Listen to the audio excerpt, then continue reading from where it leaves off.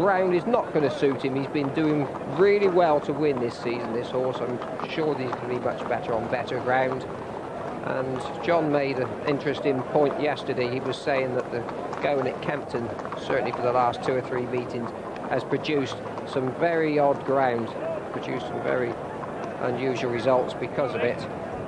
And maybe we could forgive him that last run. Yes, he'll be wearing blinkers today for the first time jumping. This is Brave Tornado. I told you that Anzum beat Brave Tornado, but it was quite a hard struggle Anzum had that day to beat him 3/4 of a length. They both seem to act on this soft ground. Brave Tornado, so well, they both certainly do, in fact. They would act on even heavier ground than we've got today, and nothing will enjoy this ground because it'll be like toffee. Hard to get into, well, easy to get into and hard to get out of.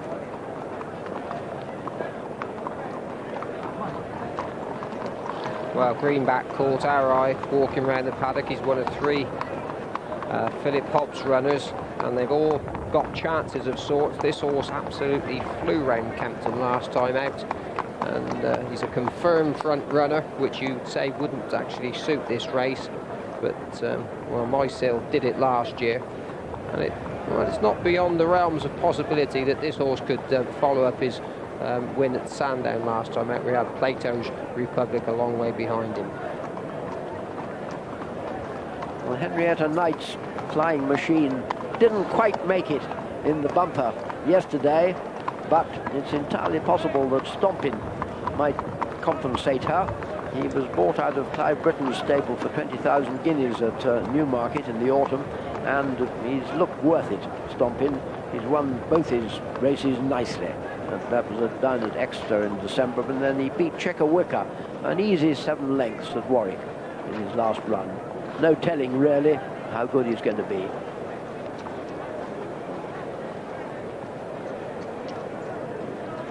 And there come the jockeys. Did you ever win this race, John? I didn't. I got beaten on 5 favourites in this race. I came here on plenty of occasions expecting to win it, and certainly got to the last thinking that I still had a chance. And it's one of those races where you tend, it's almost like Anzum and Silver Wedge and Ballinac. It's not so much in the case of Ballinac because he's still a relatively fresh horse, but a lot of these youngsters come here having a fair few runs on the clock, and by the time they get here, the hustle and bustle, you've got to have a very tough individual to win this race. You've got to be fairly brave as a jockey, because they go like bats out of hell over these first 2 flights of hurdles, regardless of what the ground's like. You've got to be up there in the first 2 to get some sort of position, and from there on you've just got to hope that you have the rub of the green with you. Well, it sounds pretty terrifying to me, but let's have some news from McCree. Well, 4 of today's winners are unbeaten: Anzum, Ballinac, Stompin and Ladies Vision. And since punted in 1958, 5 winners were unbeaten coming into the race. The last, of course, was myself. But there is weakness in Anzum now, who is out to 8-1. Silver Wedge, the stronger of the David Nicholson pair, 7-1. A lack of confidence behind Ballinac, very easy to back at 4-1. They brought money in for Greenback, coming to 10-1, and some bookmakers are going 9-1 against it.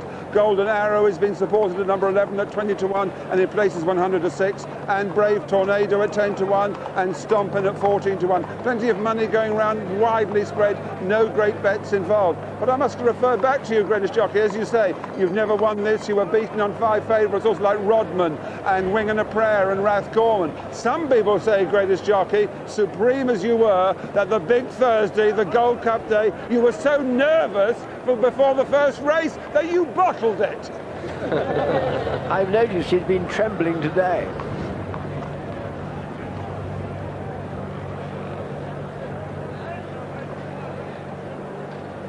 Such a wag. McCririck, majestic man. As you heard Ted say, best of the Irish. Looks really wound up for this. Not certain whether that's something he's a horse that I haven't seen before. Normally, for a race like this, I like the youngsters to be walking around here looking relaxed. Actually, he's now just settled down a little bit now. Tim Mitchell's got on his back. He certainly looks fit, no doubt about that. Jonathan Lower on one of Martin Pipe's runners, Kissair, and this is a really nice gelding, a most welcome gelding. and he can jump pretty well. As a matter of fact, he has made quite a few mistakes, but his jumping has been improving, and it hasn't stopped him winning anyway at Ludlow and Windsor, where he beat Melnick very, very easily indeed, pulling up towards the end. Certainly will handle the ground.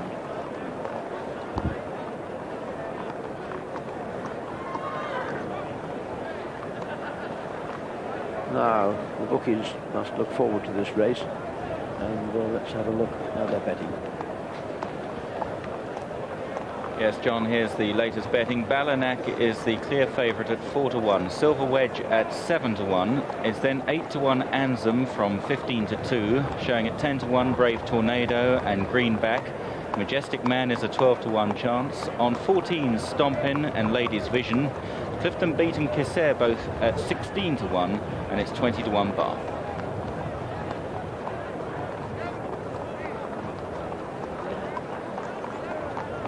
Clifton Beats is another one of Philip Hobbs' runners, looks particularly well. He's owned by Des O'Connor, this horse. And if you've been watching with us on Channel 4 last time we were at Cheltenham, you'd have seen him coming down the hill following another one of today's runners, Brave Tornado. Looked to be absolutely cruising as they jumped the second last, and it just struck me that maybe he didn't quite get home in the ground. I spoke to Graham McCourt earlier. He said he's much more, or he's given him the field much more of a Liverpool horse, so that's something to bear in mind for next month. But whatever, he's a classy animal, this. He'll travel well throughout the race, just a question of whether he gets home. And here is his owner, Des O'Connor. Now, what's the owner doing here? How is he feeling? Is the old heart thumping a bit? I did a short sprint this morning. I had a little blow on the gallops, and I'm fairly free. And I've threatened, as you know, Derek, that should he finish in the first three, let alone win, I would sing here. Oh no! So this could clear this paddock in seconds. Good. But your friendship with racing goes back a long way. You used to ride. Well, I had an amateur jockey's license. I had the permit. I never actually got on a course. I was due to ride in the Moyan Channel at one time, and Lester Pickett talked me out of that. He said, Des, you know when they all go left at Tatnam Corner, you'll go straight through the tee bar. Did he say it? But he actually did. But I loved it, and it was wonderful. It got me away from the theatre. I would get up at the Newmarket on the Heath in the mornings and ride out first or second lot. Brilliant, wonderful. And I've just loved horses. And to have a horse here, though, it's unbelievable. How did you get him? Did they offer him to you and said, yes, I'd buy him, or what? No, I'd been out of the game for about 20 years because I was spending too much time with my head in the form book and not with the family. But 20 years down the line, things were going good, so I thought I'd have a horse. And I read that my Hammet was for sale, so I rang Philip Hobbs, and I had a share in him for a while. And then he got a bit of a leg. He's okay again now. And I said, get me a nice horse. And he suggested this horse. And he's done you proud. He's great. He's good. 3 out of 4. This is not his ground, but he's still won on it 3 times. So I've got my fingers crossed. You were telling me a story a few weeks ago at Huntingdon about the time you went to Australia and there was an Australian jockey. There's a jockey called Kevin Moses, a very good jockey, I'm sure racing people know.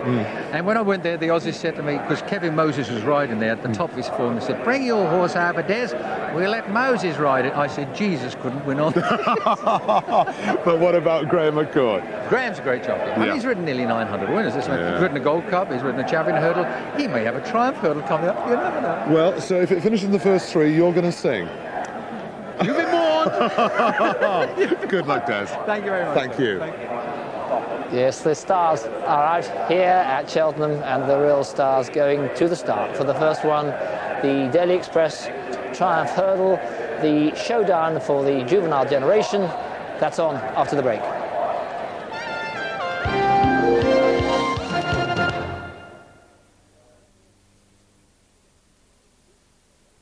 From around £10,500, the Golf L. It comes with power steering, immobiliser, just in case someone should try and make off with it,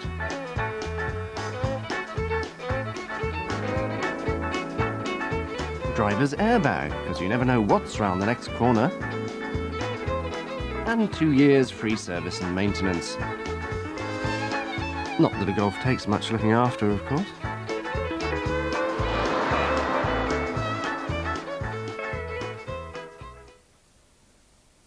Let me tell you about a way to get extra help for your family's health. It's called HSA Superplan. HSA Superplan pays you cash for all your family's health care, regardless of whether you receive NHS or private treatment. Cash to spend how you like. For under £23 a month, the equivalent of just £5.20 a week, a family of 4 can receive up to 18 cash benefits, including up to £9,100 for hospital treatment, £400 for dental treatment, £400 for optical care, £1,600 for physiotherapy, and much more besides.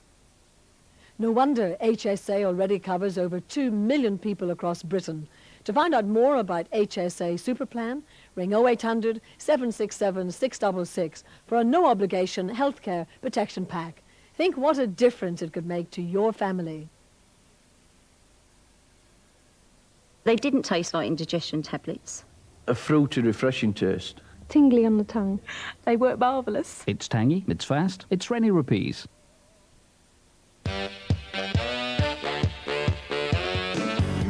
Drive a big fast car. You don't look like a movie star. On your money we won't get far.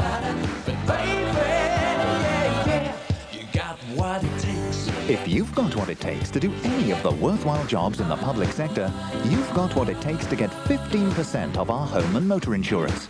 To get your discount from Zurich Municipal, free phone 0800 444 555. Got what it takes from me. If you're between 50 and 75 years of age, then write this number down now. Nobody knows what the future holds, so it always pays to plan ahead to protect your loved ones from the unexpected, which is why Cornhill have the Senior Security Plan. A very affordable way for you, your partner, or your parents to take out additional life cover. The monthly payments start from as little as £8 a month. That's equal to 26 pence per day. Plus, there's more good news. This TV offer is easy to arrange. Sign a simple declaration and you'll be accepted immediately, with no medical questions and no salesperson knocking on your door. Apply now, and one of these watches can be yours absolutely free to welcome you as a new plan holder. Many people over 50 are enjoying the benefits of dealing with Cornhill Direct. For peace of mind, talk to our friendly operators about the 50-plus Senior Security Plan on 0800 400 555. Phone now.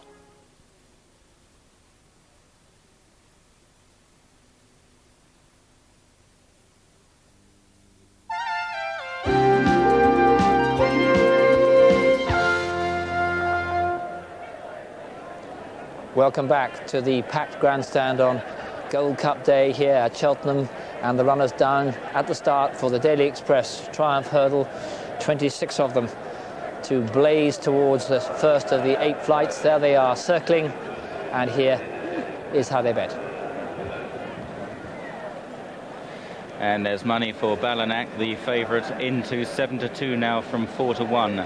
At 7-1 Silver Wedge. Now Anzum is taking a walk in the betting. Began at 15-2, now out to 9-1. On 10-1 Brave Tornado and Greenback is 12-1 Majestic Man. On 14 Stompin and Ladies Vision. At 16-1 Clifton Beat and Kisser, and it's 20-1 Bar. The eye catchers, what impressed the team most, forget about betting, just what impressed them most in the paddock, the look of Greenback, the wonderfully tough, consistent coat he is. On the waist post going down, the Ian Balding train Golden Arrow went down best of all. In the ring, they're keen for Greenback and not so keen for Anzum.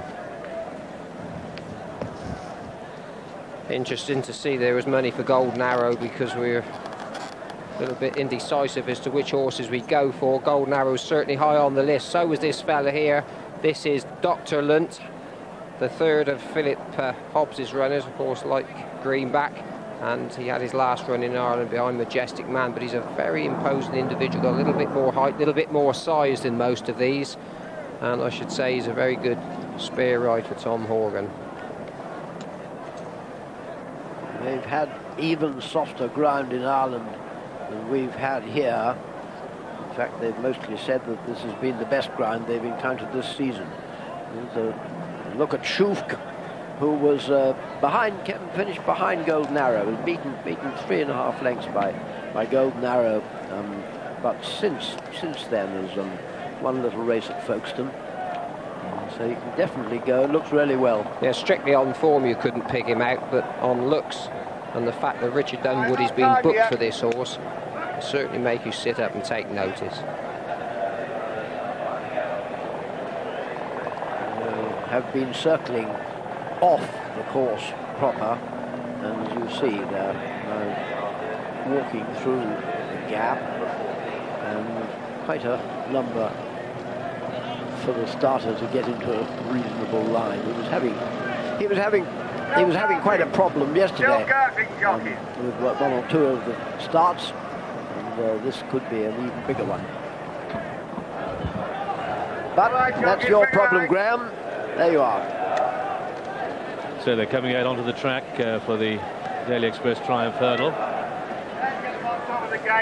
Expect Anselm to be up there early, and Greenback. Those are the two that we expect to be early on. Absolutely no doubt about Simon Morant. Now half of you on top of the tape. Take them all back. Come on, take them all back and line up properly. Come on, take them back. Take them all back, jockeys. Get them off the tape. Come on, take them back. Take them all back, jockeys. That's all of you. Take them back. Are we all taking a turn? Yeah, take a turn with all of them. Come on, take them all. Take a turn. Come on, take a turn. And we've got Dr. Lloyd on the wrong side of the tape now. Now, come on, take a turn back off the tape. Right, now you can line up again. Right, don't get on top of the gate.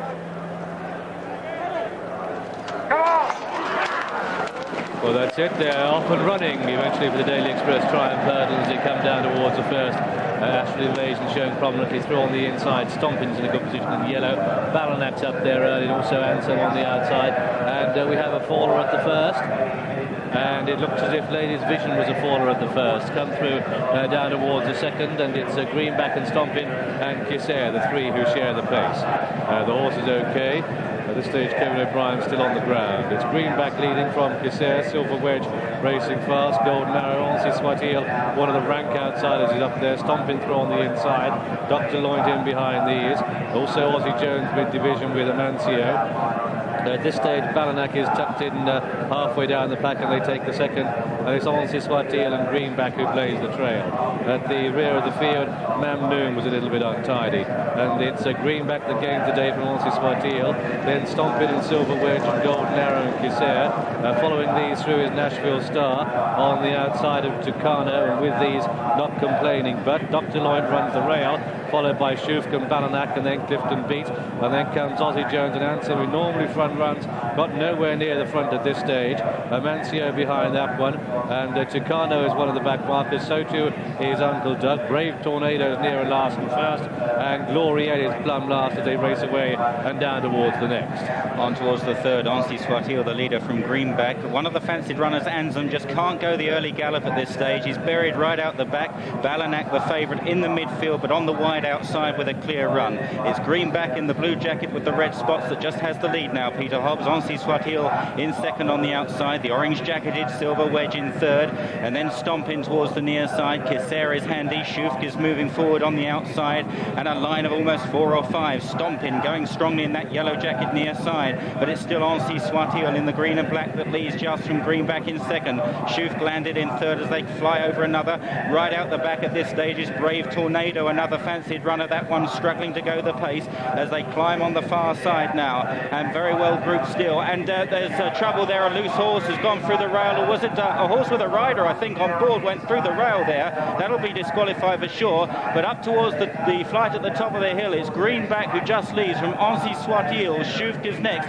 I fancy Ballanac hit that one in about 8th place, and now he's just pushed along the favourite. They reach the top of the hill, and it's Greenback, Ansi Swatil, Shufk in third, Stomping 4, then Silver Wedge back in 5th place. That's the leading 5 as they reach the top of the hill. make the left-handed turn at the top of the hill, and it's still Greenback and Nancy Swartiel and Shoot racing prominently.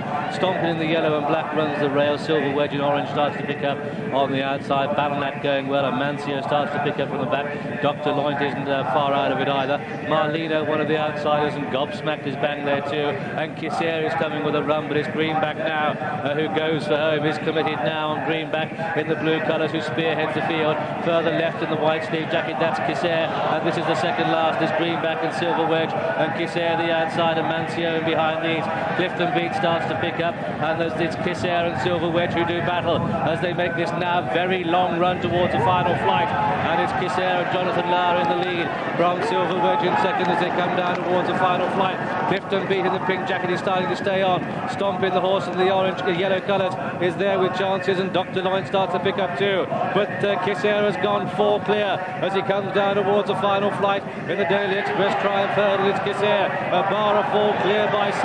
Dr. Loin, the horse with the big white face, is staying on. This is the last, and it's Kisser. Oh, we met it very awkwardly. Dr. Loin met it running. Then Silver Wedge and Clifton Beat, and as they race up the hill, it's Kisser with Dr. Loin, the horse with the big white face, putting in a tremendous late work. But Kisser, and on the very wide outside, it's going to be Kisser who's coming home from Dr. Loin. Kisser, Dr. Loin and Silver Wedge as they race up towards the line. Kisser takes it. Dr. Loin is second, within third Silver Wedge. Ansem absolutely flew at the death to be fourth, and then came Gloria, Clifton Beat and Ray Tornado, and Greenback, and behind these came Shoot, followed by Balanak and Amancio, and then came Gobsmack.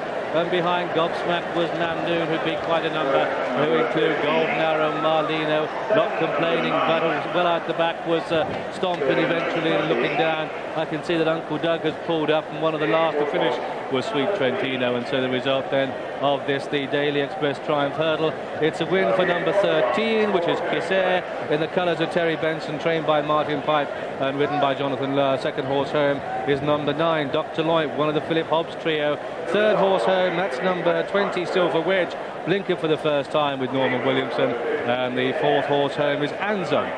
And where on earth did he come from? Nashville Star was the horse we think that ran out at the top of the hill, but we'll be looking at that action shortly. But there's our winner, Kisser. He certainly, Jonathan Lowe, was travelling with a lot of horse with 3/4 of a mile to go. He committed a long way from home and eventually landed the spoils and got Martin Pipe a winner at the festival meeting.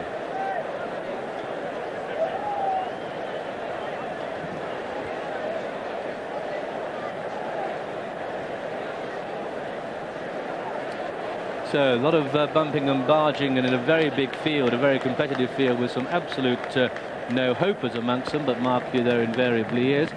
And they're just looking for Nashville Star, the horse in yellow colours on the inside, and indeed he does go through the rails.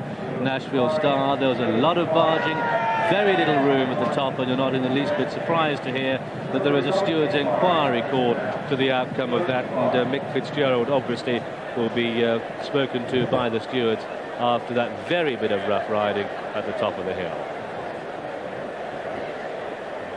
And Kisser, a 20-to-1 chance in the offices this morning, returns 16-to-1, Kisser, and gets Martin Pipe off for the start on the day and at the meeting. The runner-up, Dr. Lunt, the horse the bookmakers wanted, double carpet, 33-to-1, and plenty of each-way bets lost on the Nicholson pair. Silver Wedge was third at 7-to-1, and back to beat Ansem, which it did, returned 9-to-1 against Ansem. A very uneasy favourite, Balanak, although Stephen Little on the rails did lay a bet to take out 6 figures on it. That was the only substantial bet seen for it. Sent off 7-2 Balanak, very easy to back, but a good start generally for the layers, although Martin Pipe wins 16-to-1, Kisser.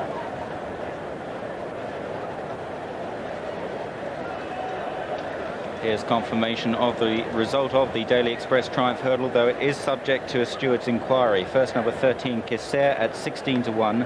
Second number 9, Dr. Loint, at 33-to-1. And third number 20, Silver Wedge, at 7-to-1. Non-runners numbers 5 and 25. Balanak was the 7-to-2 favourite. 26 ran. At Hexham, the result of the 2 o'clock, first number 4, Super Sandy, at 3-to-1. Second number 1, Pariah, the 11-to-8 on favourite. And third number 2, Briar's Delight, at 4-to-1. 4 ran. At Lingfield, the 140, first number 6, Greatest, at 8-1. Second number 3, Mr. Nevermind, at 3-1. And third number 4, Spencer's Revenge, the 13-8 favourite, 9 rand. The 210 at Lingfield, first number 2, Green's Bid, at 10-1. Second number 7, Sherblue, at 7-1. And third was number 9, Don't Drop Bombs, at 100-30. Respectable Jones was the beaten 5-2 favourite, 11 rand.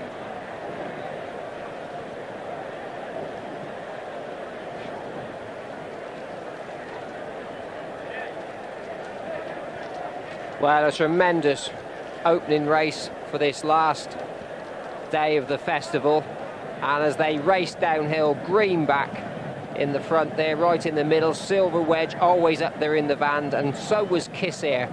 It's very often the case here that horses that can lay up early on, they remain there, and really from this point in, as they've turned around to face up this hill, jump the last hurdle, you can see Jonathan Lauer still with plenty of horse left behind him. Just look out for the flashy white face and the white stockings of Dr. Lunt. He runs on to be second, just past the familiar colours of Clifton Beat.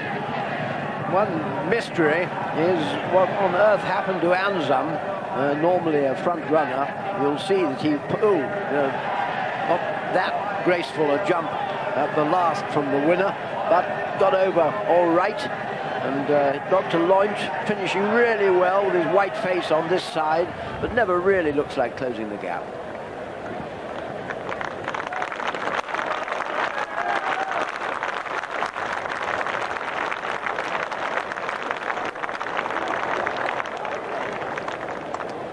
Now, I've just talked to Trevor Horgan, who finished second on Dr. Lunt. He was the one who went through the rails at the top of the hill. He has confirmed that. They squeezed him up. There was nowhere to go. The plastic rails, he barged through the plastic rails, but he said there was no other sign, so that's the reason that he kept going in the race. Now, it'll be very interesting what the stewards do about this. Obviously, what does he do? Does he pull up or does he carry on? Well, at the moment, the rules state that if you do go the wrong course, then you should pull up, otherwise you might be disqualified. So if you back the second here, Dr. Lund, that is obviously what the stewards' inquiry is about. And while we look at Martin Pipe and everybody in the winner's enclosure, if you back the second, this could I stress, be disqualified, and the horse who finished fifth might get promoted to fourth. But that is very interesting. Never seen that before. A horse put through the rails, survives, come back, finishes second in the Triumph, makes you wonder if he'd got a clear run, he could well have won. A real good performance by the second, I've got to say that. But of course, drama here, and I'm looking at the horse behind me, and he's obviously got a knock just at the bottom of his near four. Blood is just dripping a little bit. It might just be a little bit of a flesh wound at the moment, but he's certainly got a bit of a knock on his near four. That is Dr. Lunt. Of course, this Triumph hurdle really is a very, very hard race. Remember, they're just babies. It's the juvenile hurdling crown, and they do go a rattling good gallop all the way, and they did get tight on that bend at the far end. I suppose we've got to be thankful that there were plastic rails. You can just see the near four, the left one at the front. There's a little bit of blood coming down. I hope it's just a flesh wound, but he got a real knock. And for the horse to finish second is unbelievable after that. But the vets are here. They're going to have a look at him, and I hope he's all right. And it could well be just a superficial flesh wound. I hope that's right. The vet once told me that, and the horse had a real bad tendon injury. But there he is. We hope he's all right. But drama certainly surrounds the Daily Express Triumph. And more drama at the first as well, with one of the fancied runners, Ladies Vision, coming down very early on. John Oaksey and John Franklin. Well, it's a horrible fall for Kevin O'Brien on Ladies Vision, because they're really rattling going to this first flight of hurdles. And unfortunately for Kevin, he's in the colours of Dr. Smurfit. He was right up there, got a nasty kick. You can just see as she just takes off, just over jumps. Nothing wrong with the jumps, just over jumps, and he gets a really miserable looking kick. That was from Brave Tornado, just following her across. Horse and jockey, thank heaven, are okay.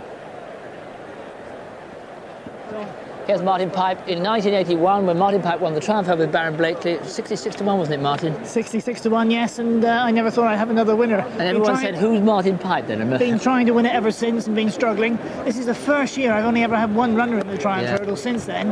I saw I was number 13. I thought, well, been struggling to get a winner, perhaps the luck's with me today. And typical of the way you developed your horse, it's a wonderful attacking ride the horse had, and the horse really went at it all the time. The owner was very loyal. He was very keen on Jonathan Lower. Richard Dunwoody's done an awful lot of schooling and got him going early. Richard finished third on him first time at Cheltenham. Then he was unfortunate to miss the next couple of rides. Jonathan won on him, and the owner said keep Jonathan on, because apparently another young jockey won quite a few on the flat, so he thought stick with the luck, and Jonathan Lower was really spot on. And take us back to 81, Martin. I mean, your training then, how different was it looking back to it is now? I probably knew what I was doing then. In 81 I only had a few horses, didn't have the facilities that I've got now. A great improvement. If I had Baron Blakely now, I think I'd win the Derby with him. And are you going to win? You won the Grand National with Minnie Homer. Are you going to win the Gold Cup with him? Tell us about it. Well, Minnie Homer's in fine form. Everybody tells me I've done it back to front. You should win a Gold Cup first and then go on to try and win a National. We've been very fortunate to win the National. Very exciting.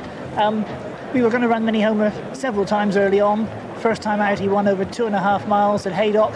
He wouldn't have been fully wound up. And then we had him spot on for several races, but we missed those, the ground and everything.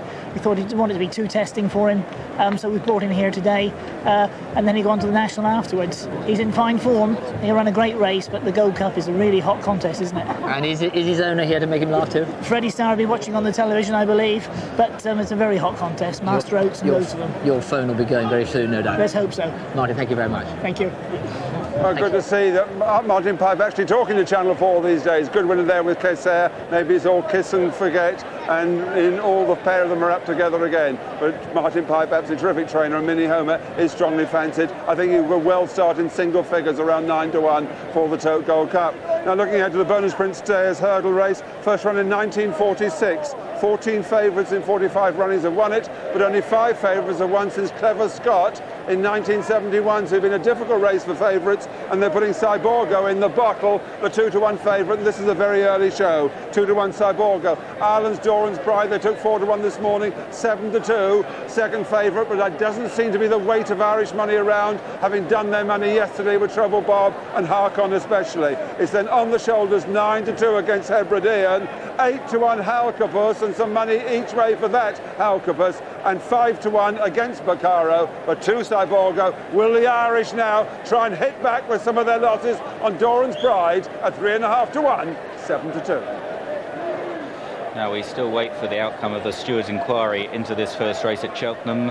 The result, though, number 13 Ch4 at 16 to 1, second number 9 Dr. Loint at 33 to 1, third number 20 Silver Wedge at 7 to 1, and the fourth horse number 3 Anzum at 9 to 1. The win tote paid £24, places £4.30, £11.30 and £1.90, and on the fourth £2.40. The dual forecast £496 and 30 pence. Non-runners numbers 5 and 25, Ballinac the beaten 7 to 2 favourite, and 26 ran. Ted Walsh has an interesting theory why Trevor Horgan continued in the race after being put through the rails, Ted. Yes, because you're instructed going out to keep the white flags in your left and the red flags in your right. And when you make your way from one hole to the next, it's unfortunate, but in the heat of the moment you decide, well, is there a flag there or was there not a flag? He'd probably end up maybe getting disqualified, but in the heat of the moment I think you're as well off to go on and sort it out afterwards, because at least it'd be difficult to pull up and someone say you should have gone on. And so therefore finishing second, he would then say to the stewards who would inquire, he would answer why? Well, they definitely would say that there's no flags. I mean, obviously he's not supposed to go inside a rail, but you're instructed to keep the white flags in your left and the red flags in your right. There was no flags on that rail. Yeah, so strictly speaking, it's a grey area. It is. I mean, obviously, maybe on hindsight you should pull up, but on the spur of the moment, you make decisions, and I think he made the right one as it worked out. Can the stewards do any other decision apart from disqualifying? What do you think? I don't think so. I think they'll be left with very little option but to say that he took a short way home, you know. Of course, it's always difficult. At the top of the hill with so many horses, they just squeeze you up. He had nowhere else to go. No, it's one of those unfortunate things that happen. Pressure from the outside, the plastic rail gives away. It's plastic rail because of safety. That gives away and your horse goes the wrong side of it. Obviously he should have pulled up, but I mean, heat of the moment, no flags, you've only a split second to make up your mind, he continues to go on. Dramatic start to Gold Cup Day here at Cheltenham. Well, of course, if there is a problem related to the second horse there, Dr. Lloyd, something does happen. Those of you who back the fifth might very well edge into the frame. With there's Ch4 going well in front of Dr. Lloyd. Here in the orange colours comes Silver Wedge. There goes Anson.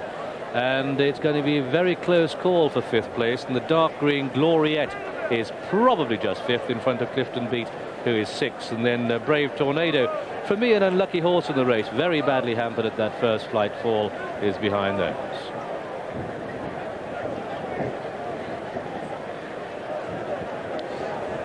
Let's have another look at this incident, because, I mean, the point is that Trevor Horgan on Dr. Lloyd is actually pushed through the rail. Now, he hasn't opted to go the wrong side of anything.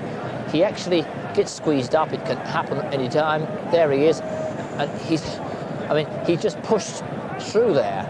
He rejoins them. I think that the stewards, after all, have in their powers the ability to amend things as they like. I think that they can take their powers and say they didn't think it is. Obviously, it didn't affect the result.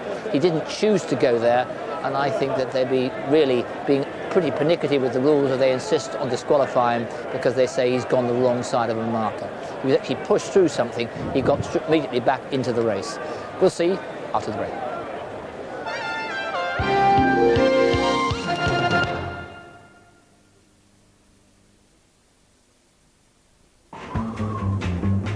There's a catch. There's no catch. There's a catch. There's no catch. A throbbing VW engine, a 6-ring safety cage, side impact bars, a saucy wee hatchback, all from £6,395, excluding plates and delivery. There must be a catch. There's no catch. The new Seat Ibiza, we assure you, there is no catch. There's a catch. Where I'm going, you can't follow. What I've got to do, you can't be any part of. Ilse, I'm no good at being noble, but it doesn't take much to see that the problems of 3 little people don't amount to a hill of beans in this crazy world. Someday you'll understand that. It's one to remember.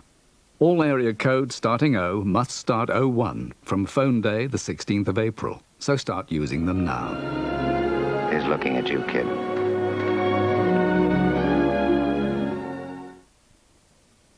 Mama preaches that it's great, 'cause it's low and saturates. 'Cause we're crisp and dry, the food stays crisp and dry.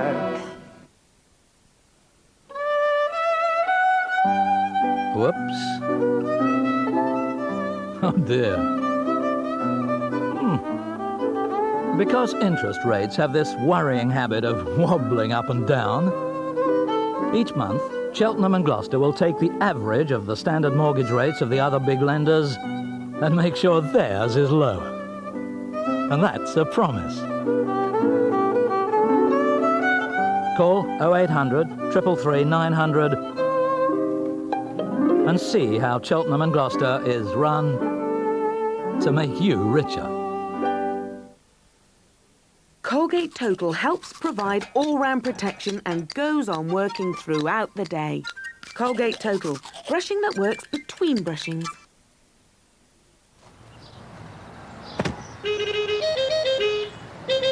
Oh, direct line? Direct line insurance. People come to us for the price, but they stay for the service. Call 0181 686 2468 for motor or 0181 686 8877 for home. Here's our ad. Look at these tyre prices. Remalt from £9.95. New tyres from £14.95. And Goodyear from only £24.95. We're going to be busy, so let's open up early. Let's go. Tyres cost you less at QuickFit today and every day. Excuse me, can you help me? Certainly, miss. Surf's an excellent choice. It's got sustained digesters. It's biological, works well at low temperatures, and compared to most brands, it's very reasonably priced. What's more, if you're not completely satisfied, Leaverables will give you your money back. Have you got a big one? London Bar, check out, please. Excuse me. Excuse me, please. And you.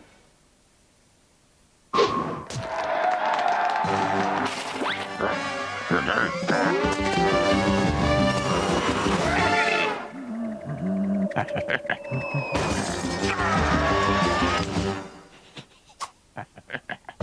through with Foster's Ice for a clean, crisp taste.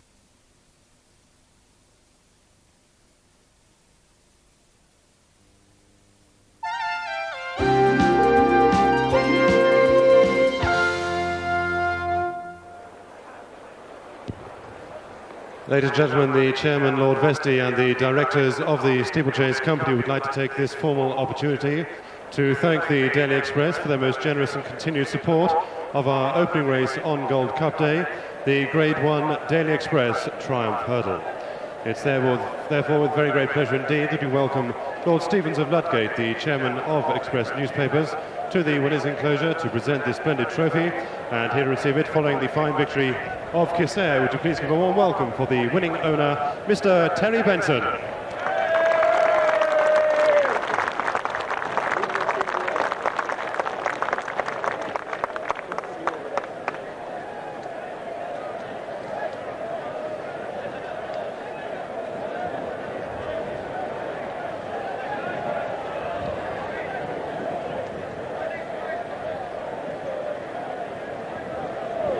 Ch4 wins the previous race, the Triumph Hurdle, and will keep it. The winner not effective, but the Stewards inquiry going on into the placed horses. Now, Ireland have won this Stayers Hurdle 14 times in 46 runnings, and there is increasing confidence now behind Doran's Bride, who was 4-1 this morning, 7-2 on the course, is now very tight at 3-1, as Cyborgo is now on the drift, despite Martin Pipe having the previous winner out from 2-1, top of their 9-4, and they're now showing 5-2, and that's been called right the way down the rails against a weak now Cyborgo. On the shoulders, 9-2 Hebridean, and I have seen 5-1 against it, very tight 5 Boccaro, and 8 and 9-1 against Halkovus. That's the each-way horse, with last year's fourth Simpson put in a 12-1. But the news down here is that Doran's Bride is now challenging for favouritism over Cyborgo, who is out to 5-2. Carpet the Irish to win it for the 15th time. Yeah, that horse in this, Doran's Pride, certainly has a great chance because he beat Chance Coffey last time out in Ireland, and that form was certainly given a boost when Chance Coffey won here yesterday. It certainly was lovely to see one of the great trainers, the racehorse trainers of the 20th century, arriving here at Cheltenham earlier on. It was, of course, the one and only Dr. Vincent O'Brien, the man who's trained so many winners here at Cheltenham, and he was greeted when he arrived by the managing director of Cheltenham, Edward Gillespie. Welcome back. Thank you. It's a few years into all the changes. Well, good. It's changed slightly since you were here in 1959.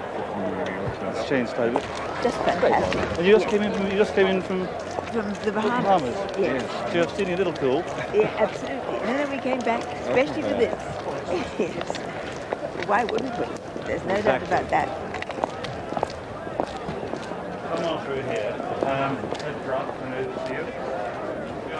Vincent, Cheltenham is where men and horses come to measure greatness. You've had some great ones. Tell us about those early pair, Cottage Rake and Hatton's Grace. How important were they to your career? All important. They meant a wonderful start in life for me. And my first trip here was in 1948 with Cottage Rake, just a one-runner. Then the next year I had 3. It was Cottage Rake, Hatton's Grace and Castle Dermot, and all 3 won. And then the next year I had 2, Cottage Rake and Hatton's Grace, and they both won. So I had 2 and 2, 5, 6. I think 6 of the first runners here winners. And Vincent, getting here in those days, it wasn't just a helicopter and all that sort of stuff. Exactly. How long did it take? Well, we travelled by road from my home to Dublin, by sea from there to Liverpool, and then by road from Liverpool to here. And tell us about Cottage Rake, because he was a horse with great speed, wasn't he, as well? Yes, he had. For a chaser, he had one remarkable speed. He won the Irish Stewards, and even more indicative of his speed was that he won the National November handicap over 1.5 miles. And that was quite a competitive race in those days. And for you, at those days, you must have been a bit of an outsider coming in. How big a challenge was it for you? Well, I just went along with it, and was grateful for anything that happened. And now when you look at the horses coming through, are they better than the old days? I mean, all the Windsor champion hurdlers won the Prix d'Or at Longchamp. Are they better than your horses, or well, not? That particular horse, he is good. And he's remarkable insofar as he had only run twice over hurdles before. That must be a record. And looking at the horses briefly, the Gold Cup today, which one would you like to be training? I think Master Oats has got to be the choice. He doesn't look, I just seen a photograph of him, he doesn't look a very big, strong horse. There's a little light on him on the narrow side. I just wonder if the ground, and I believe that the new course is more testing than the old. But that's the one thing I worry about is with his makeup, not being a big strong horse. I just wonder with the 12 stone on his back. And you can look back over the most glittering training career of any man ever. All those triumphs all over the world on flat. Coming back to jumping, how strong is your affection to jumping, to those first Gold Cups and Championships? I'm so glad to be back here. Because jumping is a wonderful sport. It's a great challenge for man and horse. The inimitable, immortal Vincent O'Brien back here at Cheltenham after so long, and so good to see him there, and just think what he achieved. So the bonus print Stayers hurdle now, the Stayers race, and a major Irish challenger here in Doran's Pride. Ted Walsh was telling me if this doesn't win, several people will be belting off straight away on bicycles. But Chance Coffey doesn't run, it leaves 11 to face the tapes, listed by Graham. They've had between them 161 races and over £620,000 in winner place prize money. Temptingly priced at 5 to 1 each way, Baccaro, Graham Bradley, Cardinal Red at 200 to 1, Guy Upton. Chance Coffey doesn't take place. They won yesterday. Cyborgo is now 5 to 2 favourite, Richard Dunwoody. Doran's Pride is ridden by Shane Broderick, and they're a 3 to 1 chance now. Halkapoos at 10 to 1, Jamie Osborne. Looking for his first festival winner, Hebridean 5 to 1, Warren Marston, a birthday boy. Simpson 10 to 1, Tom Grantham. Number 9 is Spring Marathon. It's going to be a rank outsider at 100 to 1 with Paul Holly. Sweet Glow 20 to 1, Jonathan Lowe. Her Honour 20 to 1, Charlie Swan. And What a Question 25 to 1 for Norman Williamson, the man who leads the Ritz Club at the moment.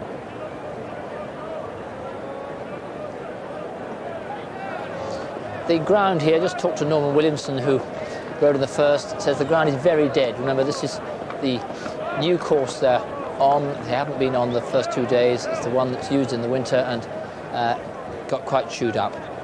And I can say the best turned out horse goes to number 9, Spring Marathon, and Vicky Margetts, the stable attendant, gets £100. So congratulations to Vicky, and a really wonderful race here for the bonus print Stayers. Hebridean, Doran's Pride, Cyborgo looked so impressive last time, Baccaro, Halkapoos. Cracking race. Here's how they bet. And latest betting has Cyborgo as the favourite at 11 to 4, but rather weak, rather easy to back, having opened at 2 to 1. There's rather more support for the Irishman Doran's Pride, who began at 7 to 2 and is now showing at 11 to 4, joint favourite in fact with Cyborgo. At 5 to 1 then Hebridean and Baccaro. At 10s is Halkapoos and Simpson. On 20 to 1 Sweet Glow and Her Honour. What a Question at 25 to 1. On 100 to 1 Spring Marathon, and you can have 200 to 1 Cardinal Red.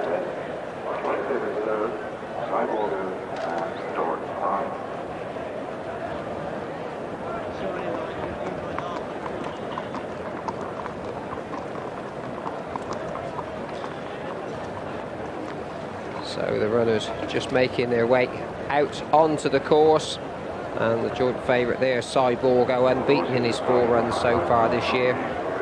On the morning line last Saturday, Richard Dunwoody, who rode him at Kempton, said that he's a horse who always travels well in the race. I'd got the impression that maybe he was just swinging the lead a little bit on the far side, but he said he's just tends to drop the bridle and does just what you want him to do. Very impressed with this horse, and he's a worthy joint favourite. Yes, Cyborgo has done absolutely nothing wrong this season. In fact, he seems to have gone from strength to strength. Followed by Simpson, one of the outsiders, And behind Simpson is the mare. What a question. She's been well behind both Hebridean and Well, Richard Dunwoody going out. Just having missed the winner on Kiss Air. Got right on Mini Homer coming up and still without a winner so far at the festival. And I know somebody who's hoping he does well is Norman Wilde, who unfortunately is in hospital in Ward 18 at the moment, up near Manchester, but I hope he's soon on the mend. Well, let's hope Richard can get a winner. Crossbells, blue sleeves, the course and distance winner going for the successive train written by Richard Dunwoody. And then Tom Guns up aboard Simpson, number 8, orange brown seams in the yellow cap. Here's Cardinal Red. That is the mare, one question for Williamson. I thought Williamson with the doubles on the first one time, and he has got great ability, but unfortunately he doesn't much like racing. And now comes Hebridean in dark blue, yellow crossbones. Well, not about Cardinal Red, but there's Hal Caboose, winner of the Magnet Cup on the flat a couple of seasons ago, and a very impressive winner first time up at Wetherby this season. Hasn't run for some time. And Jonathan Lower, and there Baccaro, who's the very impressive winner of the French champion hurdle year before last. He put in a sparkling performance, I thought, last time out. He had Pridwell behind him. Now, Pridwell's a useful two-miler. That was much short of his best trip, Baccaro. It's turned out looking incredibly well. A real bonny little horse, probably just slightly smaller than anything else in the field, but he's got plenty of size about him. Although he's not tall, he's well made. Graham Bradley on board. You may remember having seen him run a smashing race first time out this season at Sandown, where he bowled along, made most of the run in a race that was eventually won by Landafar. Didn't get beaten too far by him and Absalom's Lady. Graham Bradley riding as good as ever. A long time ago now, well, it seems a long time ago since he rode his first festival winner here on Bregorn. A lot of water has gone under the bridge since then, and a lot of winners. And there's no doubt that he's riding certainly as good, if not better, than ever.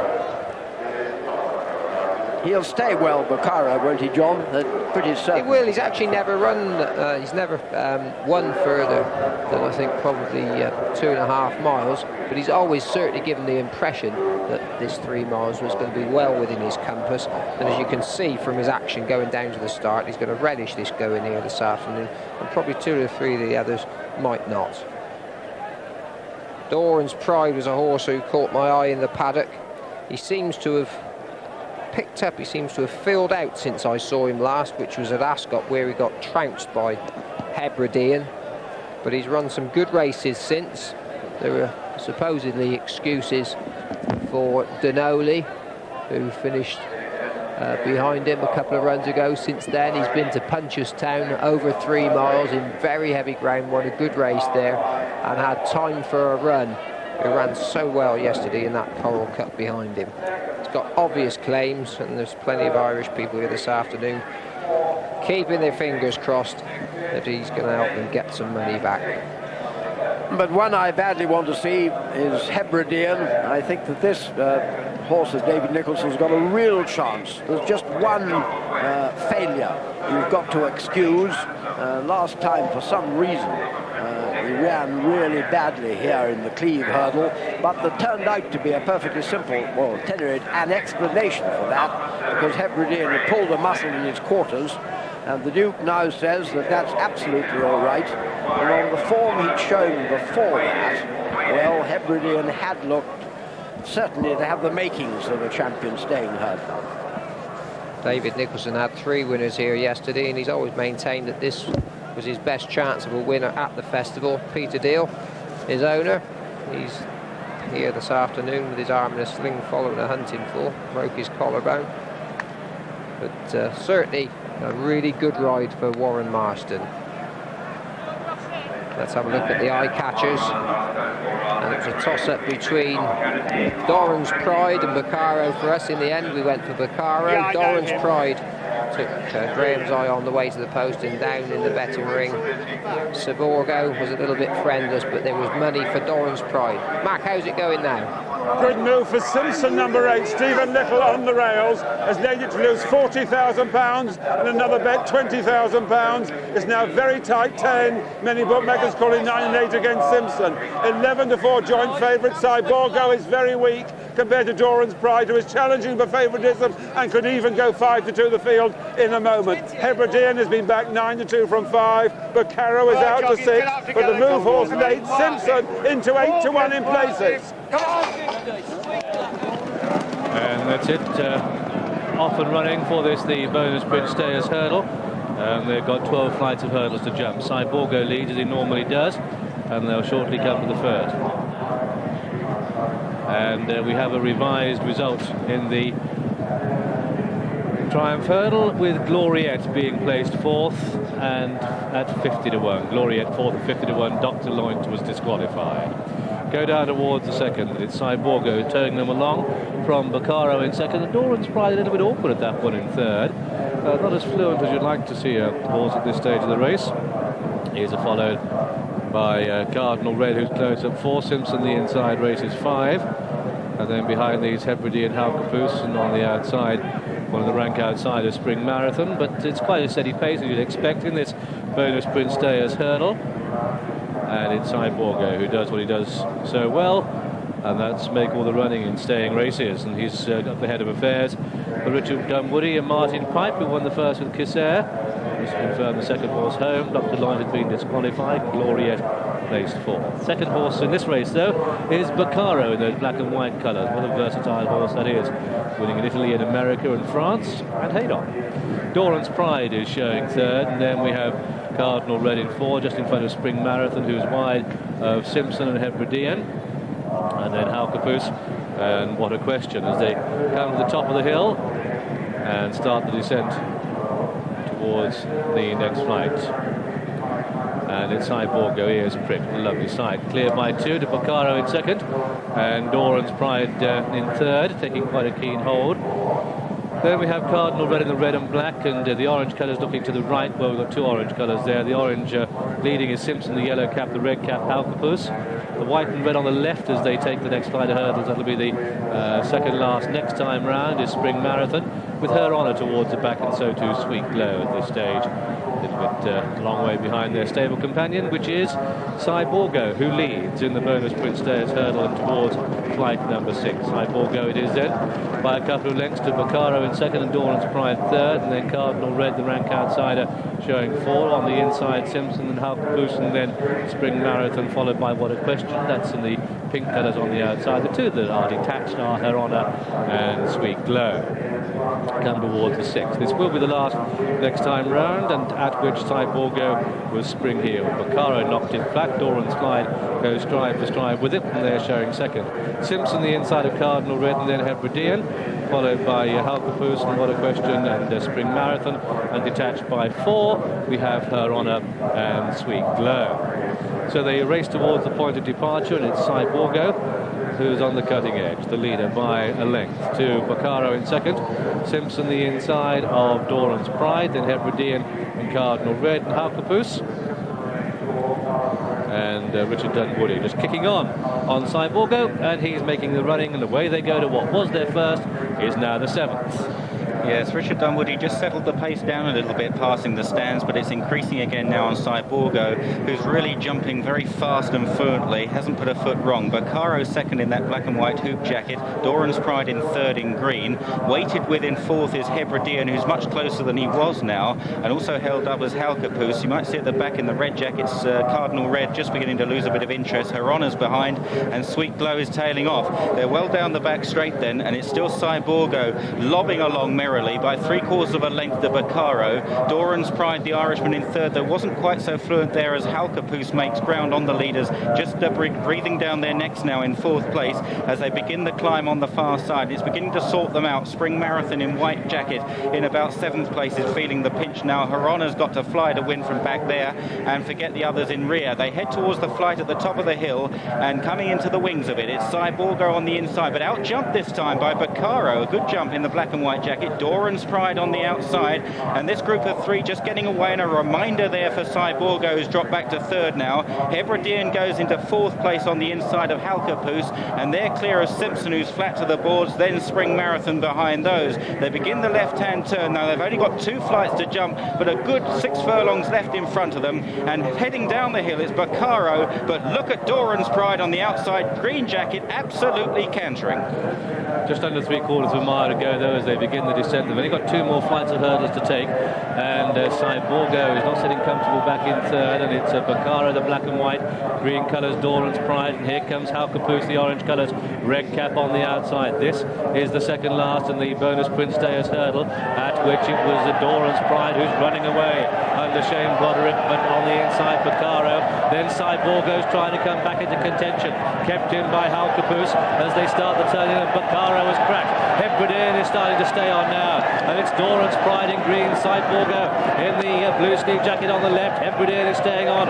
Then we have Halkapoos, Baccaro is out of it, and from the back Her Honour is starting to sprint, but the principal players are Doran's Pride and Cyborgo, and it's Doran's Pride pulling double as they come down towards the final flight in the bonus Prince Deus hurdle, and it's Doran's Pride by 2 to 3 lengths to Cyborgo. This is the last. Doran's Pride is over at Cyborgo second, Hebridean is third, Halkapoos a faller at the last, uphill to the line, and it's Doran's Pride getting a little bit leg weary, being driven out, but still 4 clear of Cyborgo, who's not on form today, up towards the line. Doran's Pride takes it. Doran's Pride for Shane Broderick, a big triumph for the Irish.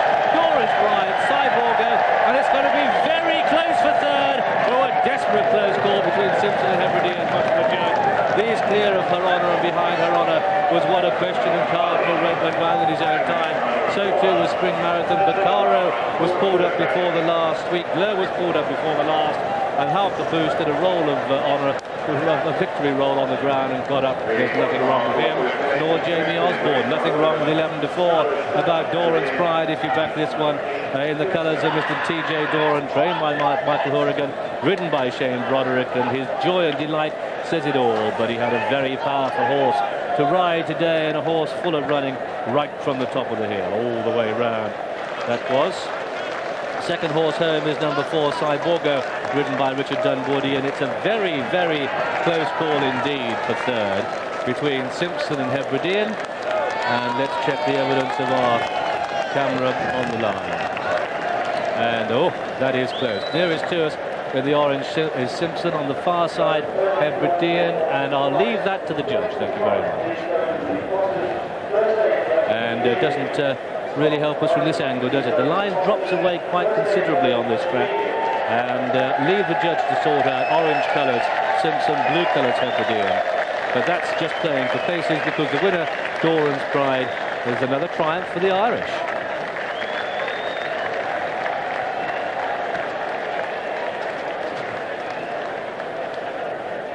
Yes, there'll be another Irish roar in a moment, and to tell the truth, it was obvious a longish way from home that this one was going to bring the roar to their lips, because Doran's Pride was going really well throughout the last half mile, if not further. You can see Shane Broderick sitting with both hands full on Doran's Pride with the white noseband. Baccaro still in front there. He's run a tremendous race. But Cyborgo struggling bravely to get back into the race. He made the early running, of course, when it was taken off him. He looked out of it. He tries really hard to get back, but still Shane Broderick is sitting motionless in front. You don't often see a jockey sitting quite this still with such confidence between the last 2 hurdles. Coming to the last now. Still going really well. Hebridean running on over too late over on the far side. In fact, he's going to be caught by Simpson, but once over the last, it's all Doran's Pride. Oh, horrible fall there poor Halkapoos had. Glad to say that he's got up and seems to be walking away. The question, for a moment, it looked as though Hebridean might even catch Cyborgo, but in fact, in the end, as you'll see, it's Hebridean who's caught himself. Cyborgo second, and who knows who's third. And let's have a look at poor Halkapoos's departure. being led into the flight by Simpson. I mean, just, oh dear, poor old thing. And you see those quarters thumping down on the ground, and you can't help wondering what would have happened if the jockey had been a bit closer. But they're both all right, so let's get back to the heroes of Ireland.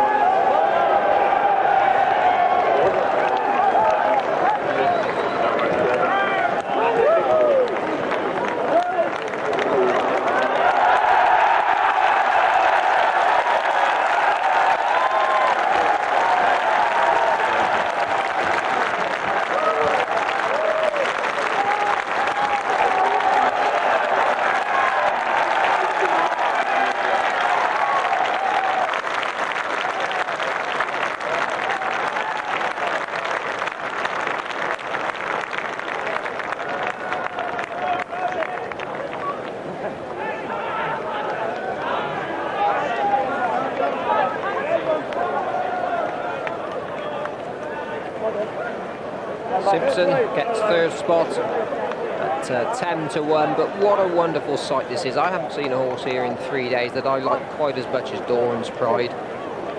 Really got a great future in front of him, only a 6-year-old, and the Irish have very strong hand in these staying hurdles. Had the first 3 home yesterday, remember, in the 3-miler, and again this afternoon this horse. He's improved so much throughout this season, and Shane Broderick, I shouldn't think he could quite believe how well he was going there as he turned round for home. And the old winner's enclosure here used to be just behind the ambulance room, much smaller, didn't use part of the paddock, and this is the first time since Dawn Run won that Gold Cup that I can remember there being such atmosphere here in the winner's enclosure. A really wonderful sight. Doran's Pride was the 11th favourite. Forward by Borgo and 2-1. And number 8. I've got Michael Horrigan and quite a bit of Ireland here.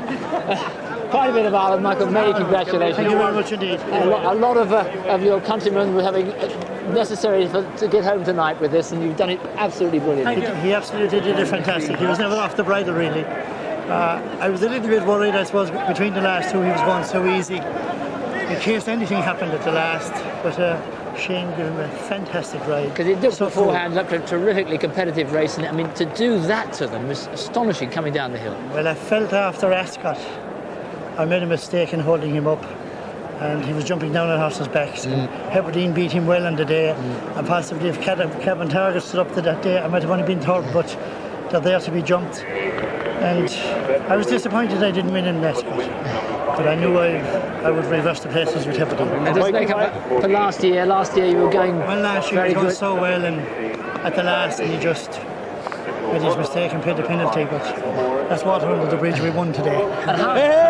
And how much of a team you brought with you? Was this just I think half of Bangladesh is here and half of London is here. All Mayo. And we've no north, we're going home. Crystal Palace as well. Tom is from Mayo.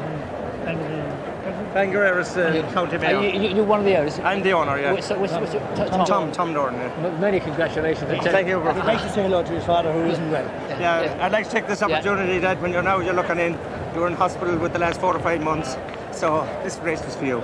Yeah. Come on, well done, And Tom, how big a day is this for you as an owner? Well, it was. We had our dream shattered last year.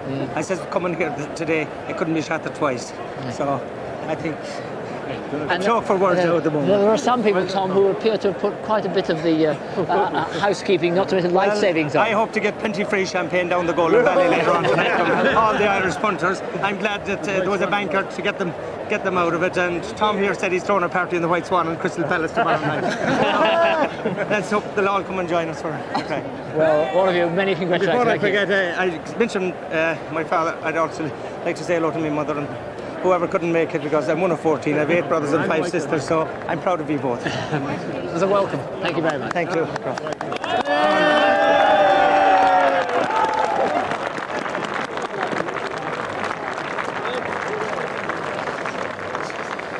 And Doran's Pride, the pride of Ireland, winning the Stayers Hurdle. First number 5, Doran's Pride, the 11-4 favourite. Second number 4, Cyborgo at 3-1. And third number 8, Simpson at 10-1. The win tote £3.30, places 140, 170 and £3.80. The dual forecast £4.90. Non-runner number 3, 11 Rand. Now, an amended result into the Daily Express Triumph Hurdle. Dr. Loint, the runner-up, has been disqualified. The result now reads: first number 13, Casser at 16-1. Second number 20, Silver Wedge at 7-1. Third number 3, Anzum at 9-1. And fourth number 26, Gloriette at 50-1. The totes again, the win £24, places 430, 190, 240 and £33.70 for a place on Gloriette. The dual forecast £118.70, the CSF £389.35, and the TriCast, listen to this, £3,602.97. Non-runners numbers 5 and 25. The beaten favourite Balanak at 7-2, 26 Rand. At Hexham, the 235, first number 13, Flat Top, the 5-2 favourite. Second number 7, Sereric at 8-1. And third number 4, Mr. Muddy Paws at 7-2. Non-runner number 8, 12 Rand. At Lingfield, the 240 result. First number 2, Prince Danzig at 10-1. Second number 4, Able Choice at 9-2. And third number 1, One Off the Rail at 20-1. Power was the 3-1 favourite, 14 Rand.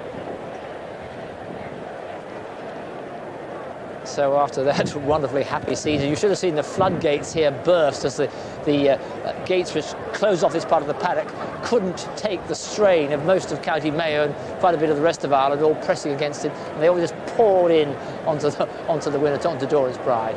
But the sad news, not so happy news, is to Dr. Lute, as you saw, has been disqualified from after finishing second, so it's a gallant second, having been pushed out for no fault of his own.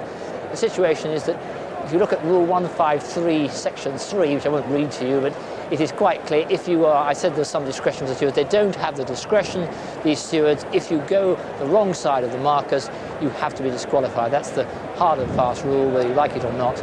And so once that had happened, he has to go, which is extremely unlucky because the horse, by the way he ran, would nearly have won if he'd had a smooth run through.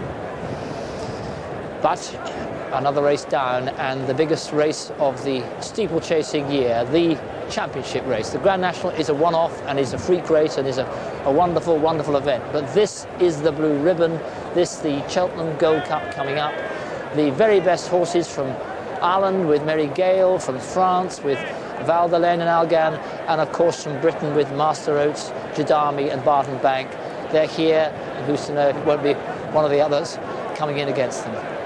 60,000 people plus come to this corner of the Cotswolds as they do every year, and of all the sporting festivals we have, this one, Cheltenham, is in better shape than any. It is built and built. It's now having record crowds, record facilities, and indeed what's great about this particular race, it's as good a Cheltenham Gold Cup, as open and competitive one as one can remember, and that follows on 2 days after a champion hurdle which was as open and competitive as one can remember, and indeed had as good a winner as we've had in recent years. So we're ready for the Tote Cheltenham Gold Cup, which comes after the break, but first the presentation for the bonus Prince Stayers. Well, ladies and gentlemen, Doran's Pride scores a resounding success to crown an absolutely memorable season this afternoon by winning the bonus Sprint Stayers Hurdle, the race most generously sponsored by Bonus Sprint. And the chairman and directors of the Steeplechase Company take the opportunity of expressing their gratitude to the company for its valued and indeed continued support of racing here at the festival. Ladies and gentlemen, to make presentation of the trophy to the winning owner, we're delighted to welcome to the winner's enclosure Mr. George Ward, chairman of Bonus Sprint, and himself an enthusiastic owner and breeder. And ladies and gentlemen, please, your congratulations to the winning owner of Doran's Pride. Tremendous afternoon for him. Well done to Tom Doran.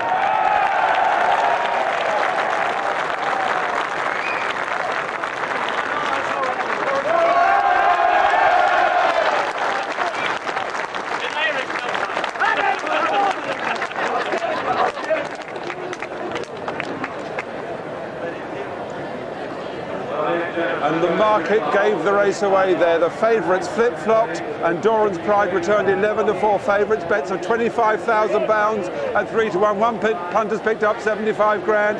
Another punter's picked up 40 grand as well. While Simpson was back to take out £170,000 out of the ring. That crawling into third place, it was fourth last year, has also hit the bookies hard. But Doran's Pride, Ireland's 181st winner at the festival since the war. It's their fourth this year, and it's the 15th in the Stayers hurdle. Shanna Rye and Trapper John in the 90s, back to Stroller and Lucky Dome in the 50s. A right touch, 11-4, Doran's Pride. The betting told you that was the one.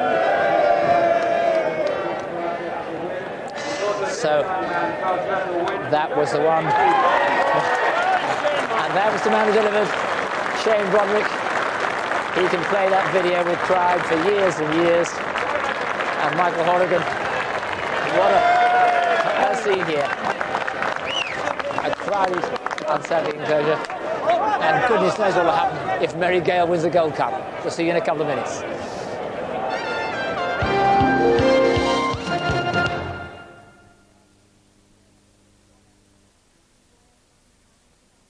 A triumph in more ways than one, Henry. Wasn't much older than you when I first opened her up. Caused a bit of a stink when me and Alfie, the boot boy, were caught doing 30 along the minstrel's gallery. At the Equitable Life, we never play fast and loose with your money. We pay no commission to middlemen, and we have no shareholders, so you profit from our principles. Right, Henry. Let's burn some rubber. It's an Equitable Life, Henry.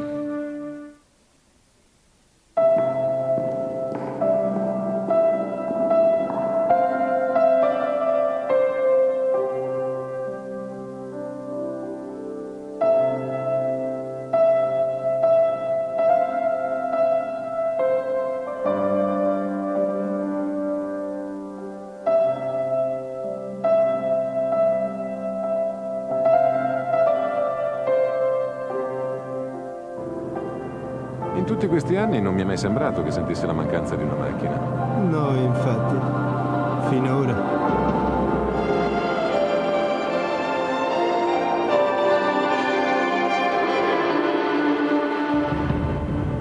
Monday. It makes all the difference.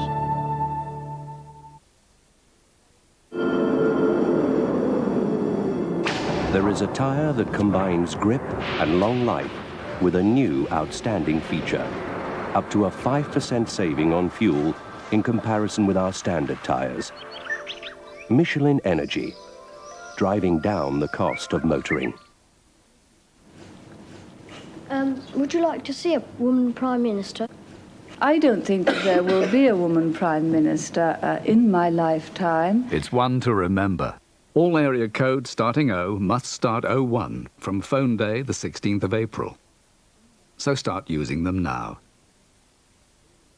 So he wants to do what's called hen. Yes, he's a farmer and he's pecked by a bantam rooster and he slowly takes on the personifications of a hen. The whole like gravel, eating it and scratching around and, you know, pecking people. It's fantastic. Flyer, Canada's executive first if you just can't bear to be off the phone. He brings his own feathers. It's going to be an easy deal. No, it's a low budget picture, $500 million. Cash. It's the lifeblood of your business and ours. At Gyrobank, over £60 billion a year moves through our cash handling service. That's about £1 in every 4 that passes through a UK till. So we can afford to charge less to handle your company's daily takings. Consider Gyrobank. We'll help take the sting out of your bank charges.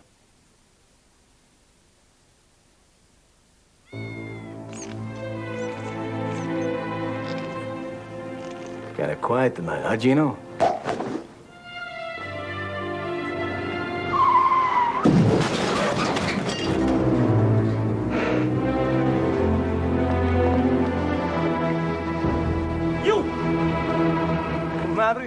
tiene un burro d'acqua. Don Franco. You better ring the royal. No need, Don Franco. He's just a scratching. I'm not talking about the car. For all types of insurance, for all kinds of mishaps, you better ring the royal.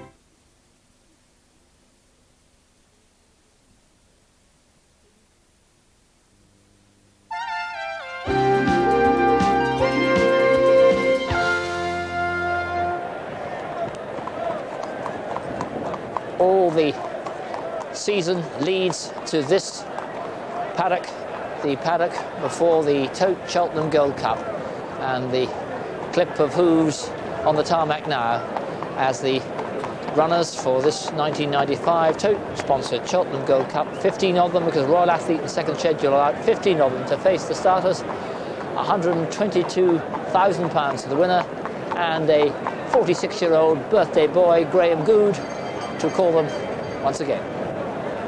And this is a World Championship race. They've won 142 races between them and over £2,600,000 in win and place prize money.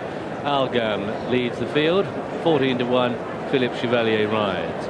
Barton Bank, 9-1, David Bridgewater. Beach Road, 100-1, Tony McCoy.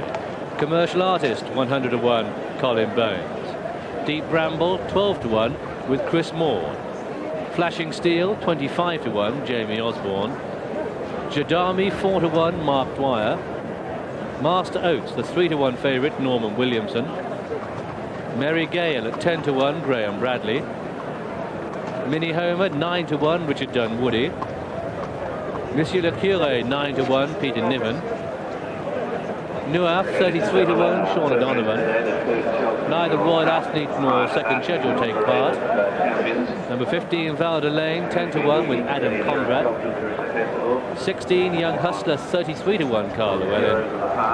And the mare, number 17, Dubacilla, is 20-1, ridden by Dean Gallagher. That's the lineup then for this, the Tote Cheltenham Gold Cup.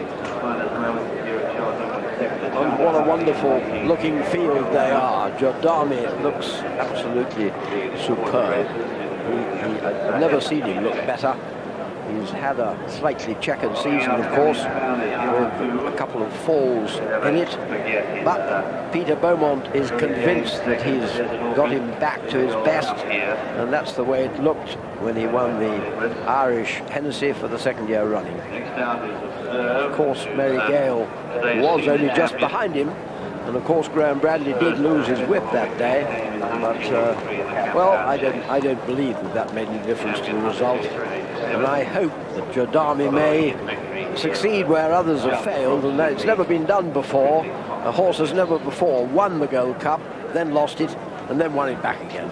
Well, I believe you're looking at one who's going to do that today.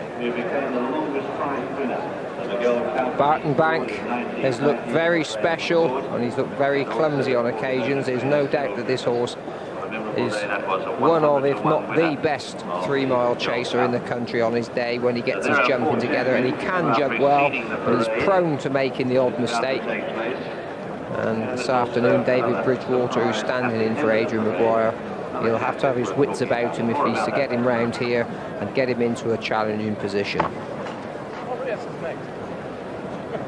He has got round Cheltenham in his time, certainly capable of it, and if he does by any chance complete a clear round, who knows.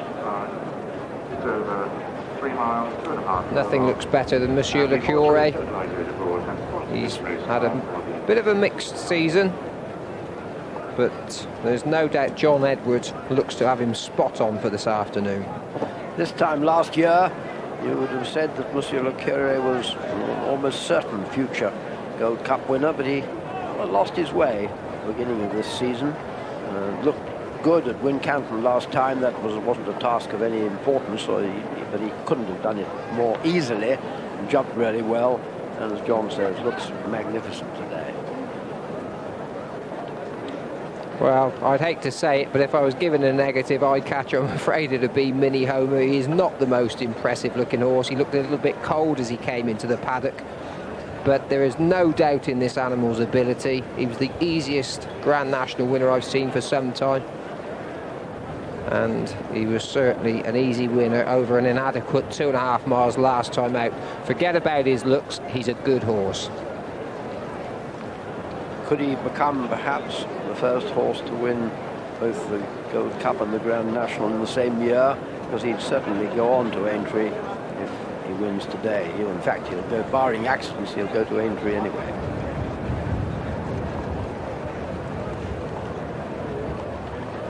One of the French, Val de Lane, I suppose he has got to be the first string after his victory in the Racing Post chase. Admittedly, some of his rivals got into trouble that day, but Val de Lane, the further he went, the better he went, stronger he got, and he came home 20 lengths ahead of Southholt in the end, looking a really good staying chaser, for whom the extra distance of this Gold Cup and the uphill finish will be an advantage.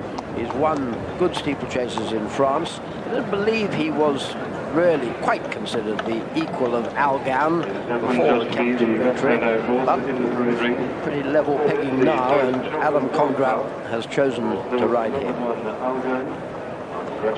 So there they go, Algan leading Barton Bank, followed by Beach Road, then first Irish runner to come out, Commercial Artist. Jubicilla just walking on round there, allowing Deep Bramble to come out in order.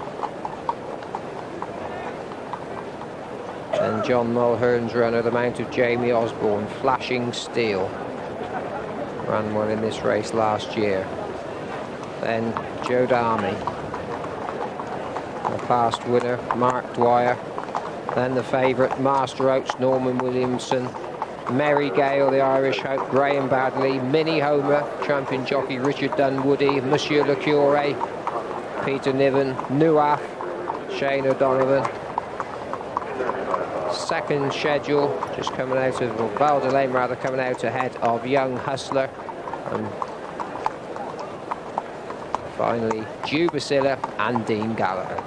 Let's get a betting show now from Simon. Yes, Master Oats heads the market, John, at 3-1. Money for Jadami now at 7-2 from 4-1. And then 3 horses on 9-1, Barton Bank, Monsieur Le Cure and Minnie Homer. It's 10-1 Val de Lane and Mary Gale. At 14s then Deep Ramble. Also at 14-1 is Algan. Jubicilla a 20-1 chance, Flashing Steel at 25s. On 33-1 Young Hustler and Nuaf. And the outsiders, Commercial Artist and Beach Road, both at 100-1.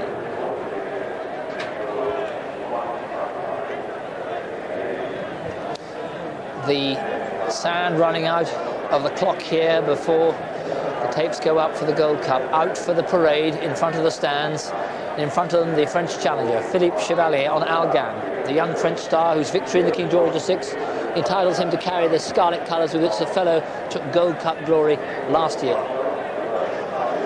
Then behind him, David Bridgewater on Barton Bank, the trailblazing front runner who had Algan out to dry before capsizing at Kempton. He's brilliant, but he must jump.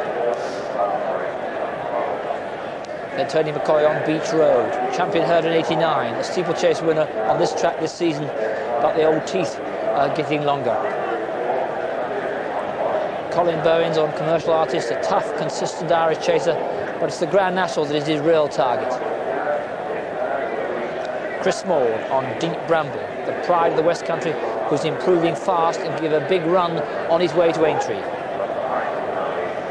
Jamie Osborne on Flashing Steel, the Irish chaser was a close fourth last year and after some disappointments came back to form last time. Mark Dwyer on Jadami, the massive Yorkshire hero who won this in '93, was second last year and today is stripped leaner than he has in years. Norman Williamson on Master Oats, the anti-post favourite who bids to follow Alderbrooke's champion hurdle for Williamson and trainer Kim Bailey, but will it be soft enough? Graham Bradley on Mary Gale, the brilliant Irish challenger who will have his stamina tested to new limits. Graham Bradley won the race back in '83. Richard Dunwoody on Minnie Homer. They won the Grand National together last March. They won first time out this season.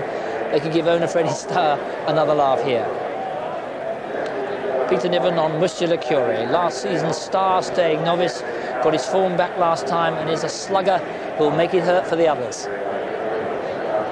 Sean O'Donovan on Nuaf. Another Irish challenger, as tough as old boots, has already run 8 times this season and won last time, but doesn't look quick enough.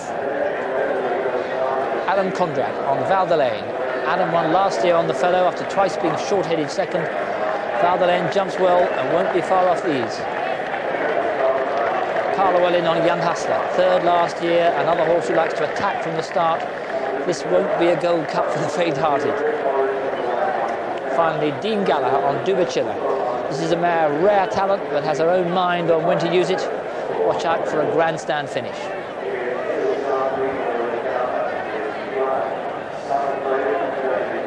And there is the hero of heroes, Desert Orchid.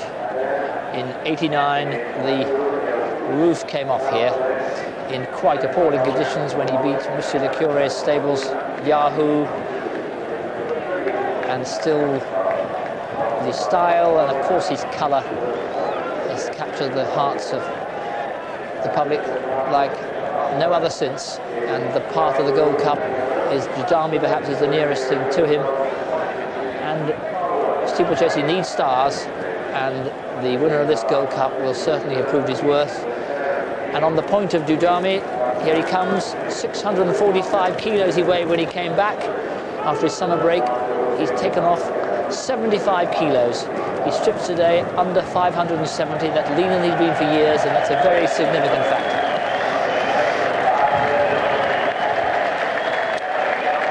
There goes David Orchid. Colin behind the saddle. Goodness, what fun he gave us. Blazing at these fences, and he was... Everyone got a bit sort of sweet about him, but the great thing about Desert Orchid, he was really, really hard. He was tough as anything. He would attack his fences. He was definitely not a married man's ride in any sense of the word.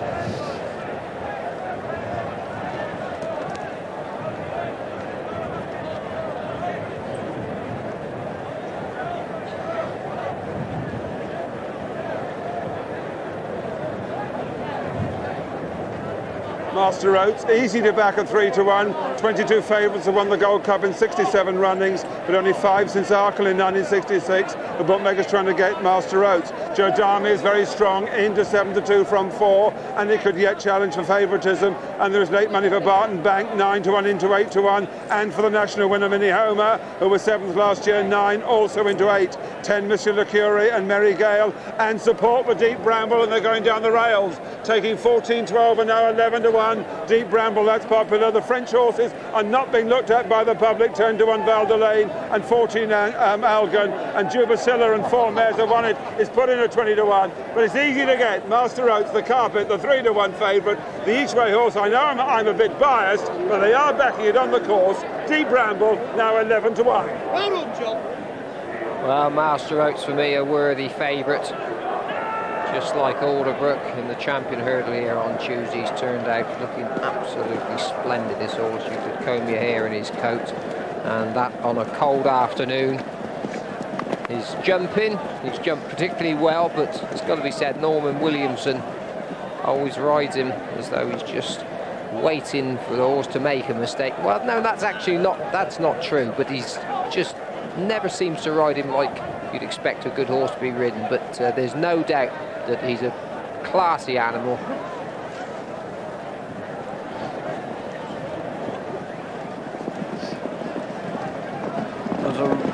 There's rain pouring down, and there's the rainbow. Who's going to find the pot of gold? Just about at the end of it. If you're superstitious, I wonder who finds it. Typical of us, typical of British punters, to ignore the form of the 2 French horses. They used to ignore the fellow, and they could do so at their cost. Both Val d'Elaine and Algan. Monsieur Dumaine hasn't brought them here just for fun. They're a nearly full rainbow, really a marvellous sight, except that it looks like pouring with rain any moment now.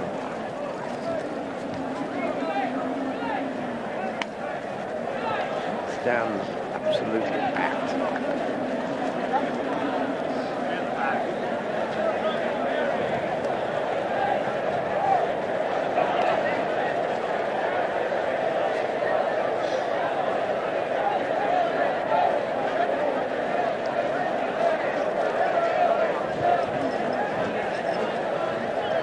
Well, we thought that Jodami was outstanding, and Monsieur Le Cure was the competitor for eye-catcher in the paddock. Jodami went down pretty well, and Deep Bramble has been catching the attention in the ring, whereas Master Oats has not. We haven't really had a good look at the main Irish hope, Merry Gale. Graham Bradley was second to Jodami on this horse in Ireland last time out. Jumped really well for Graham. And there's 2 or 3 in here, including Barton Bank, who the jockeys will be hoping to see good strides, hoping that they don't go off too fast a gallop, able to get the job organised. There's no doubt of this horse's ability. Graham Bradley had his whip knocked out of his hand on the running in Leopardstown. He said that that might have been a blessing in disguise, because apparently this horse has improved considerably since that run. And you heard the roar from the Irish contingent with the last winner. If Merry Gale wins, it'll be double that, but a fascinating Gold Cup. Here's Graham. Heads over the tape. Heads over. Beach Road out the back. Very tense moments. World Championship this. Look at these horses. They've won £2.5 million in prize money between them. They've won 142 races, and they're lining up for the 1995 running of the Cheltenham Gold Cup. They've got an extended 3 miles to go. They've got 19 fences to be jumped, and this will search them all. And a little bit slow to go was Beach Road, so they're off and running. And as they come down towards the first, Young Hustler is blazing a trail, and also up with a pace out wide is Flashing Steel, and also Deep Bramble and Merry Gale. And at this stage, Barton Bank is in about 7th or 8th spot, normally front runs. But it's Merry Gale and the pale colours on the inside that leads as they come to the first of the 19 fences, with Flashing Steel out wide. And they're at the first, they're all safely over. The order as they come up past us with 2 circuits to go: Merry Gale, Deep Bramble, Monsieur Le Cure, and then Young Hustler, and then Flashing Steel, Commercial Artist, and Mini Homer, and Jodami, and Master Oats, and Barton Bank, and Valdelaine, and Algan, and Nuaf, and Dubasilla, and the back marker is Beach Road. That's the order they've jumped one. These stands are absolutely packed. You couldn't put a pin anywhere. And it's Merry Gale leading them as they swing left-handed, race down the hill on the far side, and it's Merry Gale turning them along towards the second from Monsieur Le Cure in second place.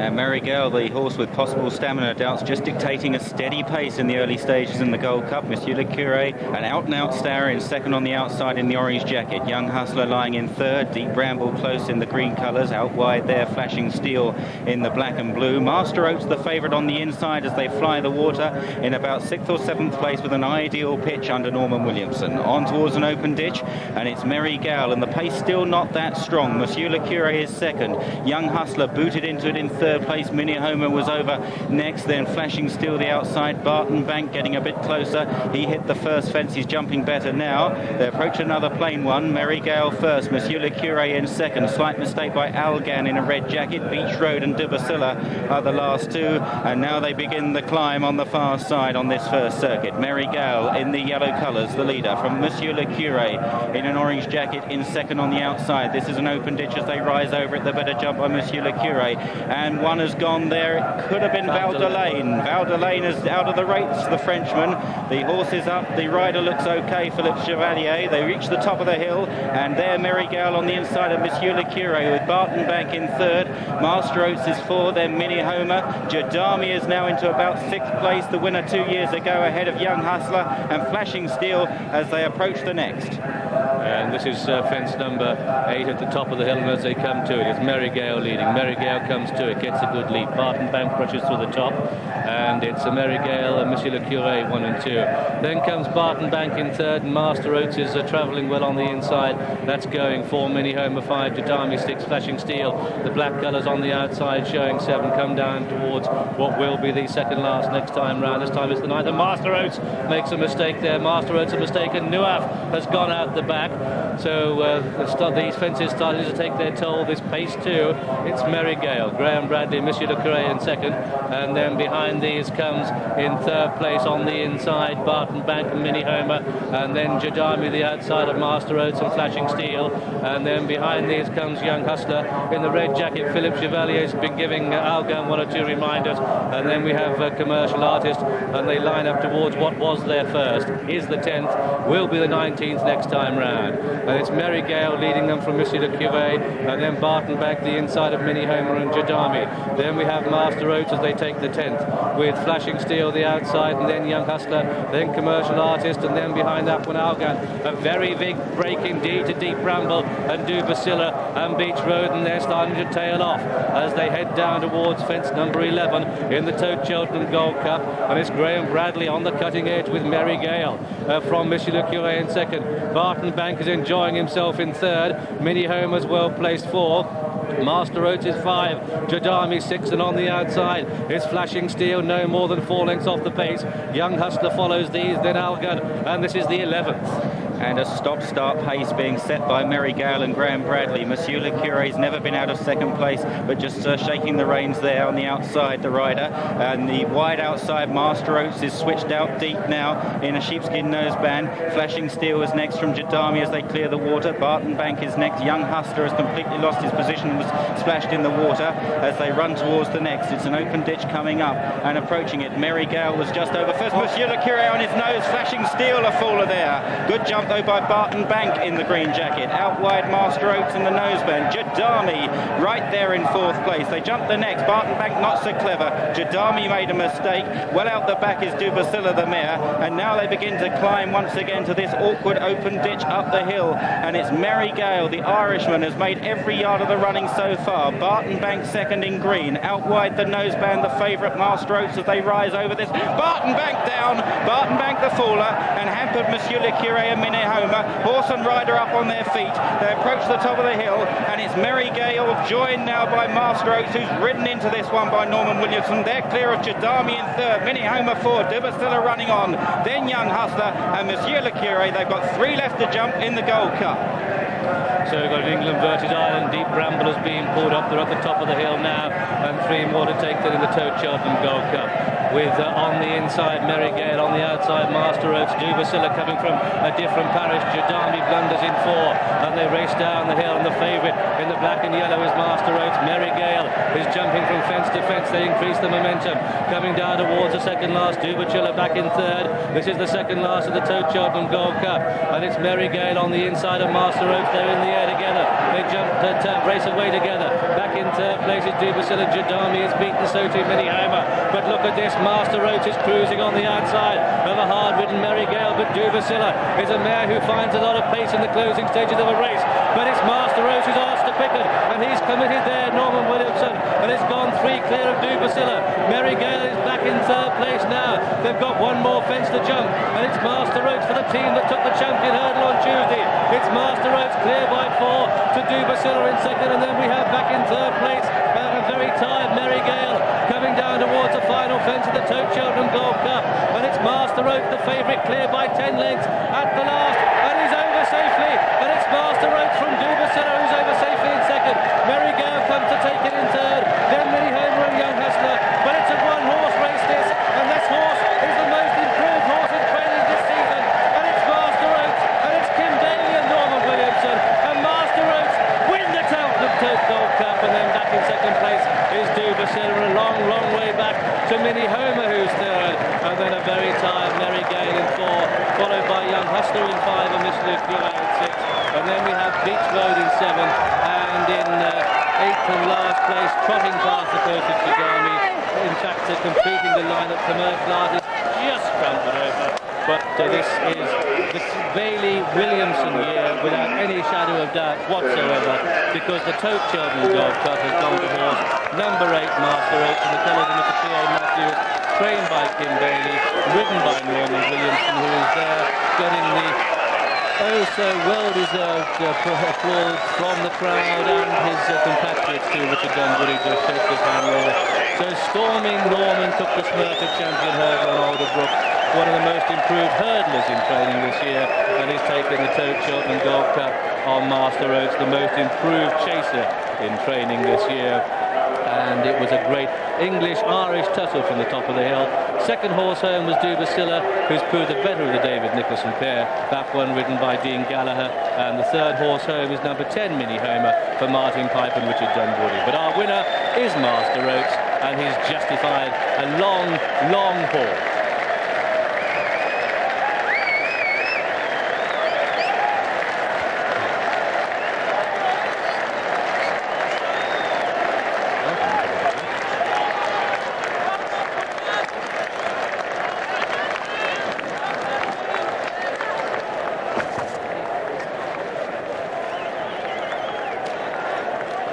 What a double.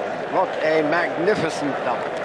First time it's been done for a very long time indeed. And Vincent O'Brien, who did it twice, is here to cheer home Master Oats, and he said that Master Oats was the one he would like to be on before the start. An inspired ride by Norman Williamson, and it was inspired because of the fascinating sudden manoeuvre. He suddenly pulled to the outside. I suspect that Master Oats was not going all that well. Not an easy ride, this horse. He didn't complete by any means a clear round jumping today. Several minor mistakes, at least they looked fairly minor. And Norman's manoeuvre to the outside showed him some daylight and really got him going. Yeah, he's a very honest horse and a really top-class jockey, Norman Williamson. He gets a good tune out of this animal, and he's come up through the ranks, and particularly well placed by Kim Bailey. And I know that one of his owners will be cheering. I think he backed Alderbrook at the big price, and also this horse, Master Oats. Let's not forget Merry Gale's part in all this. Graham Bradley gave him a great ride too, and certainly jumped particularly well. A really top-class race. They went a good pace throughout. Master Oats returned Burlington Bertie 100-30 favourite. It did touch 7-2 on the course, and it's the biggest price it's ever been since winning here in January. 100-30 Master Oats. The runner-up, the mare Dubasilla, sent off at 20-1. The Grand National winner, Mini Homer, was third at 9-1, and Master Oats, he's the 23rd favourite in 68 runnings to win the Gold Cup, and he's the 6th since Arkle in 1966. Desert Orchid was the last to do it. Burlington Bertie, 100-30, Master Oats.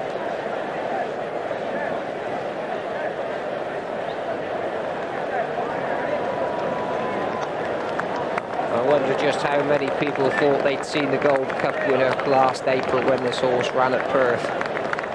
I shouldn't think too many. These had a whole host of supporters since he won the Coral Welsh National at Newbury.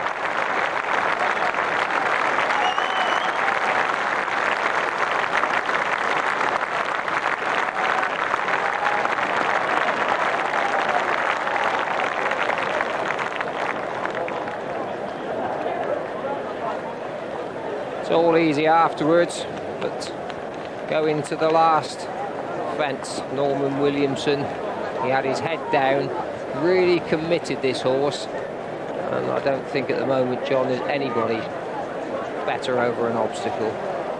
No, he's placed him beautifully throughout the race. That's what I mean. And you were saying he's not an easy ride, is he? I just think he gets a good tune out of him, and look at it, what a lovely horse this is. You're just taking it all in. as honest as they come. That is a really lovely shot of a Gold Cup winner. Be a very brave man to say that he's not going to come back, given luck in his health, and come back here and win again next year. And what a wonderful achievement by Tim Bailey, who realised the danger of this horse's blood vessels breaking, and has completely devised a new training system for him. Twice up, twice out, going each day in short, comparatively slow gallops uphill. And golly, they've worked.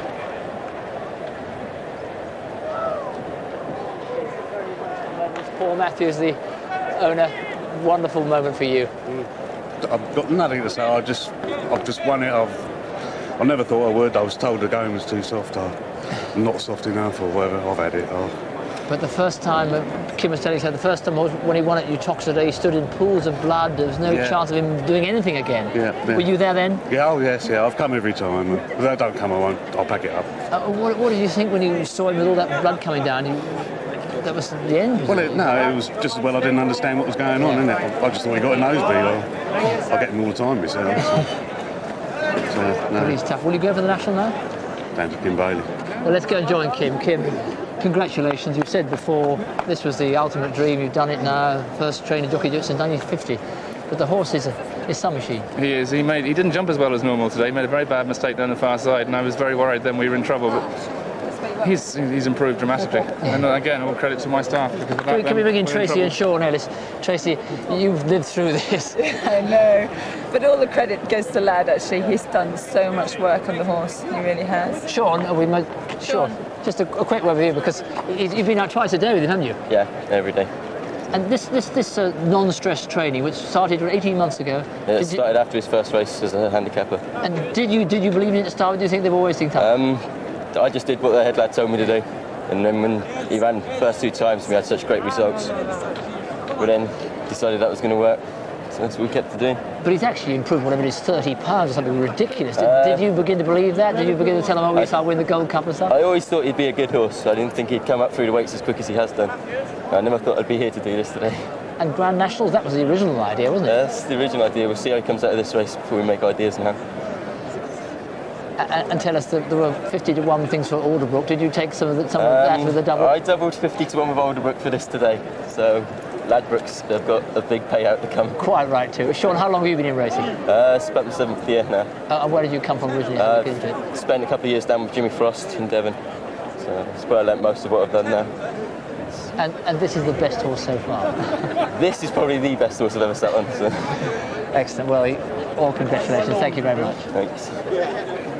Just had news on Jadami. Talked to Mark Dwyer as he came back, obviously very disappointed. He says Jadami finished very distressed, and at one stage he was going to pull the horse up, but of course there's only one Gold Cup every year, so he had to continue. But obviously very disappointed. The horse has finished distressed. That is the news on Jadami as the winner is led away. But there are more stories as well. First of all, the second horse, Jabasilla, ran an absolute cracker. Dean Gallagher over the moon with that. Minnie Homer, the Grand National winner last year, just a bit one pace from about halfway. I think that's a perfect Grand National trial for Minnie Homer. And Mary Gale, just a bit young. Graham Bradley said, watch out in 12 months' time. This could be the Gold Cup winner of 1996. So that is the news on that. But obviously, it's very sad about Jadami. Otherwise, we think everybody else walked in. The wounded walked back. Horses we think are okay. But at the moment, we're looking for Jadami. Has finished distressed. Did pull up sound, but obviously certainly not right. And it did run a race like that, a bad race like that, a couple of years ago. So if you back Jadami, that's the reason. We have news coming in from the ring. Big Mac has more. Well, that is an absolute disaster for the anti-post bookmakers. Plenty of people were on double carpet. 33-1 Master Oats, 20-1. It closed down very short, and you are not waving. Please, children, behave. It closed in very short after winning here in January to 5-2 and even 2-1 in places.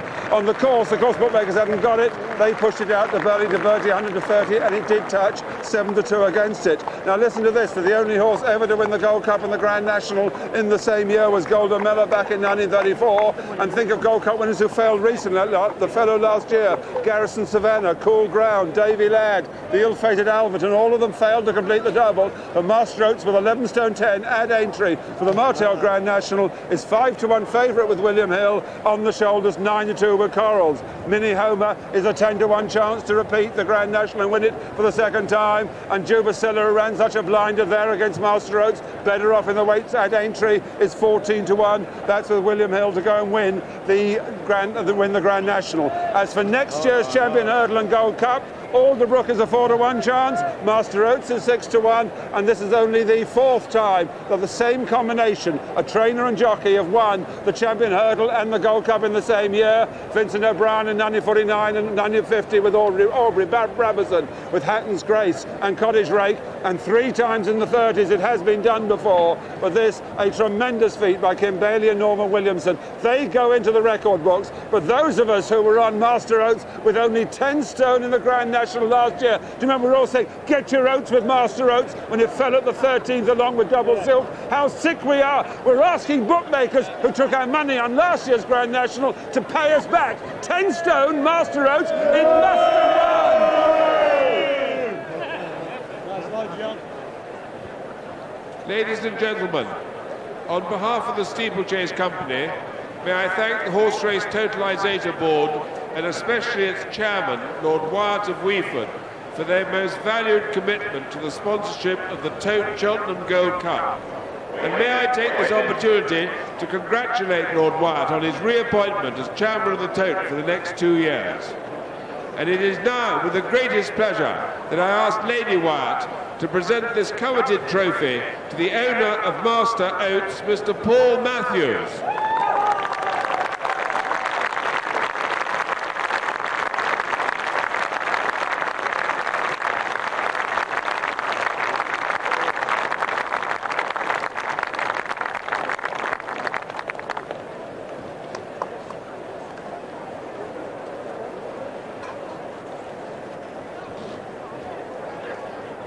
And for the first time since 1981 that a trainer has landed the Champion Hurdle and the Gold Cup, trainer Mr. Kim Bailey.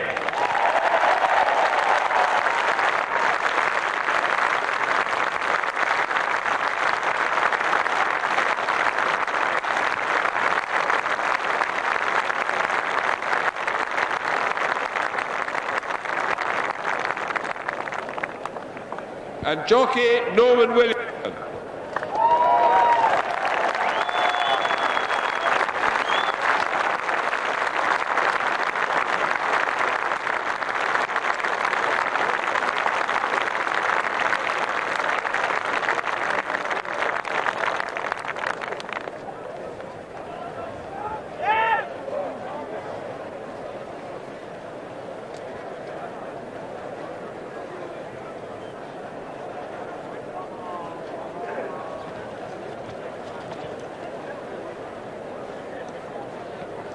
Worth saying there is a fantastic breeder's prize, £30,000 to the breeder of the winner to encourage steeplechasers, and great congratulations to Robin and Scarlet Knight for their stud, which has produced Master Oats. They've long been stalwarts of the jumping game, and this is the crowning achievement so far.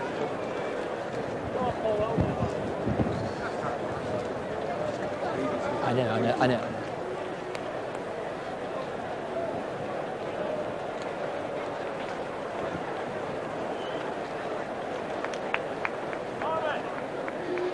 Now a result from Hexham, the 3:15, first number 6 Green Tricks at 11-4, second number 2 Blazing Dawn at 3-1, and third number 1 Another Dyer, the 6-4 favourite, 6 ran.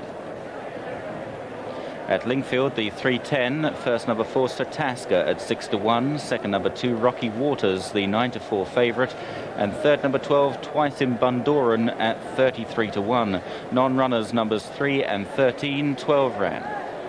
The 3:45, first number 6 Golf Shardy, the 5-4 on favourite, second number 4 Soaking at 12-1, and third number 1 Sweet Supposin at 3-1. Non-runner number 3, 8 ran.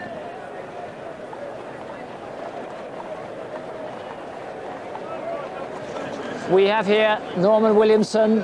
He hadn't ridden a winner at the Cheltenham Festival before this meeting. He's won 92 wins this season. He's won over £900,000. He's the first jockey since Fred Winter in '61 with Ebenezer and Saffron Tartan to complete the Champion Hurdle Gold Cup double. Norman, many, many congratulations from all of us. Thank you very much. Tremendous feeling. I really can't believe it.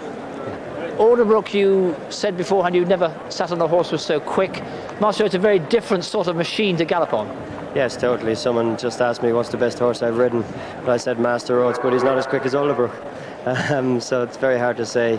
He didn't jump well early, and the minute I pulled wide at the water jump second time, I wasn't that happy. To be quite honest, I didn't think I'd win. And 5 strides later, I've just gone to the ditch and I thought I'll win here. He just picked up and changed tune completely. Where has his improvement come from? He's gone up about 30 pounds this season. Did you really believe he'd go on improving to become the best horse in the country? I didn't, but our head lad Eddie Hales did think so. He won here last time. He said to me, don't be worried. He said, whatever happened today, he says he'll improve his stone before the Gold Cup, and he was dead right. Yeah. Norman, you jockeys say it's just another race, but going out beforehand, I noticed you were the most pensive of all the jockeys. How tight was your mind beforehand?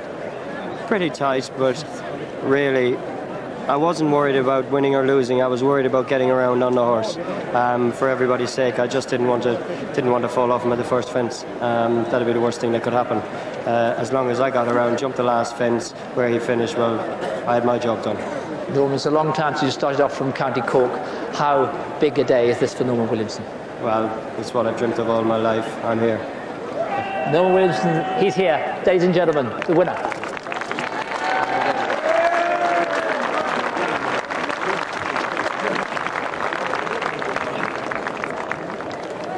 So, a remarkable scene. Norman Williamson and Kim Bailey. We talked to Vincent O'Brien earlier. Way back in 1950, he was the last trainer with Aubrey Browson trainer-jockey combination to win the Gold Cup Champion Hurdle double. And they've done it, and they've done it in magnificent style. We'll take a break.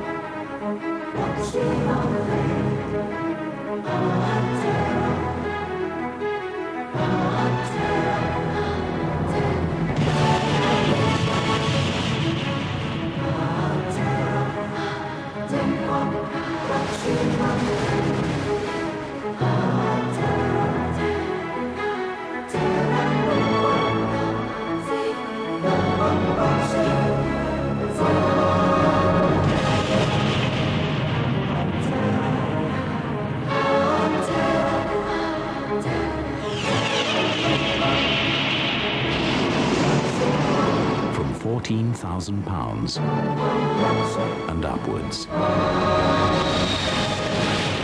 Saab, pure driving pleasure. We need some new kitchen furniture. I fancy pine. Well, how about a dresser with plate grooves, fixed shelf, and a matching sideboard? No, yeah, a solid pine farmhouse table to go with them. Oh, free delivery. How do you know so much about... Just call me Mr. Chippendale. I wish you were a Chippendale. I fancy some new golf clubs. Well, how about graphite shafts with peripheral weighting design? For a whole catalogue of answers, Argos takes care of it. Imagine video like you see in the movies. Graphics you want to reach out and touch. Online information at your fingertips. So things go faster at work, learning's more fun, and games are far more realistic. It's amazing what you can do with an Intel Pentium processor.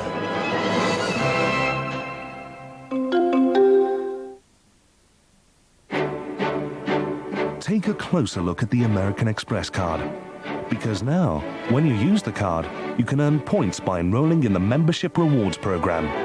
Points which can turn into flights, hotel nights, dining, and fun. Maybe it's time you took a closer look at the American Express card. To apply for the card or to enroll in Membership Rewards, call us now on 0800 700 222. Good morning. Good morning, Julie. Hello. Morning. Big day for you today, Julie. Now, don't get nervous. There might be a little bit of swelling at the beginning, but nothing to get worried about. All right. Okay, last little bit now, Julie.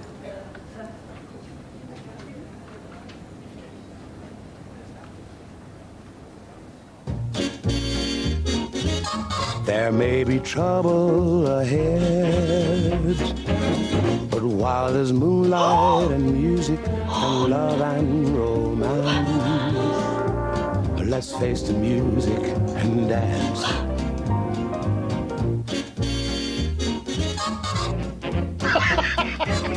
Let's face the music and dance. Don't worry, it'll only last for 24 hours. Red Nose Day, Friday, March the 17th.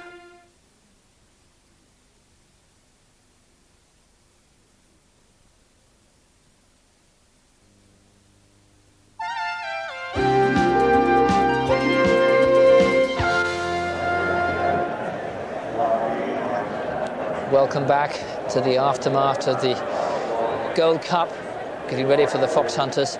But it's been a meeting which tends to take no prisoners. Leslie Graham's been around all the time checking for injuries to horses and riders. So far she's luckily had not too much to report, but the Gold Cup was always going to be a brutally demanding race. What news, Leslie? Well, very glad to say that of the 4 fallers, Val de Laine, Nuaf, Flashing Steel and Barton Bank, all horses okay and all riders a little bit dirty, a little bit of bruised pride, but all otherwise physically fine. One piece of news from the first race, the Trevor Horgan has been fined £220. He was the jockey on Dr. Lunt for continuing in the race after he'd gone through those rails and should have pulled up. So an unlucky day for him. But now the Fox Hunters, the Christie's Fox Hunters Chase, and of course the pride of the West Country, Double Silk, is trying for a magnificent treble here, having won it the last 2 years. There are 13 runners, and here's Graham with the list. And they're headed by Celtic Abbey in this Christie Fox Hunters. Celtic Abbey is ridden by Mr. Di Jones, 50-1. Davy Blake is 33-1 with Michael Dunn. Double Silk 9-4 with Ronnie Treloggan. Elegant Lord, the 15-8 favourite for Tony Martin. And the Irish Faithful Star is 33-1. David Pipart and Zapwan. Number 6 is Fantas, and that's ridden by Polly Curling at 10-1. Holland House at 50-1 by Charlie Vigers. Qualified 50-1, Mrs. Lucia Buscoyne. River Bounty, the 11-2 chance, ridden by Ed James. Royal Jester 33-1 and Clive Story.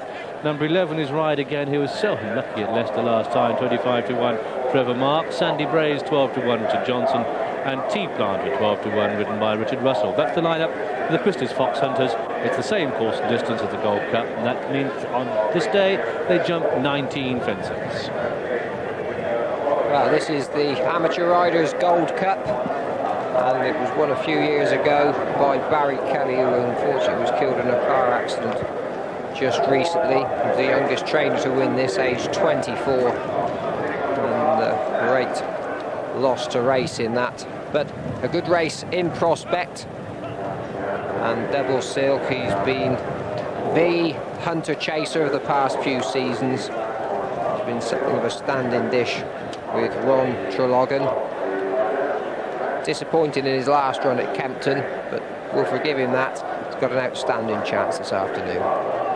Yes, that was only 3 days after he'd won a race, and he was almost certainly feeling his exertions. Really sad that Cool Relation, who beat him that day at Kempton, who's trained in my home village of Oaksey, very sadly he bruised a foot, and that's why he's not here. But Double Silk can represent him. And he'll represent him for England against the Star of Ireland, because Elegant Lord is just as eminent a hunter in Ireland as Double Silk is in Britain.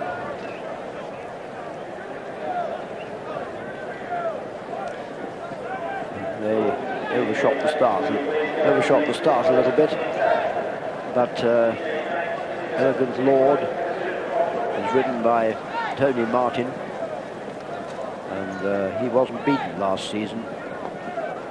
Won all his 4 races, and in one of them beat T-Planter, who had been beaten here by Double Silk, and some good Irish judges of form reckon that Elegant Lord was an easier victor over Tea Planter than Double Silk had been. We shall see. There he is anyway. Elegant Lord.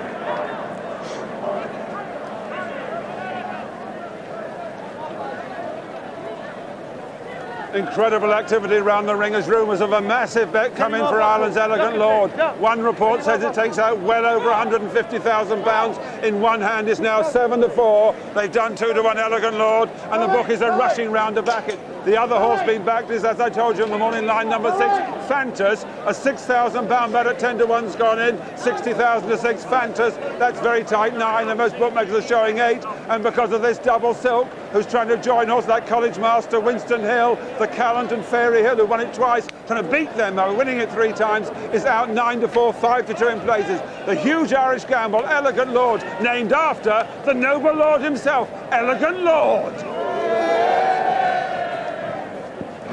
There was plenty of money for Fantas, you heard Max saying, and he was our eye catcher in the paddock. Also took Graham's eye on the way to the course.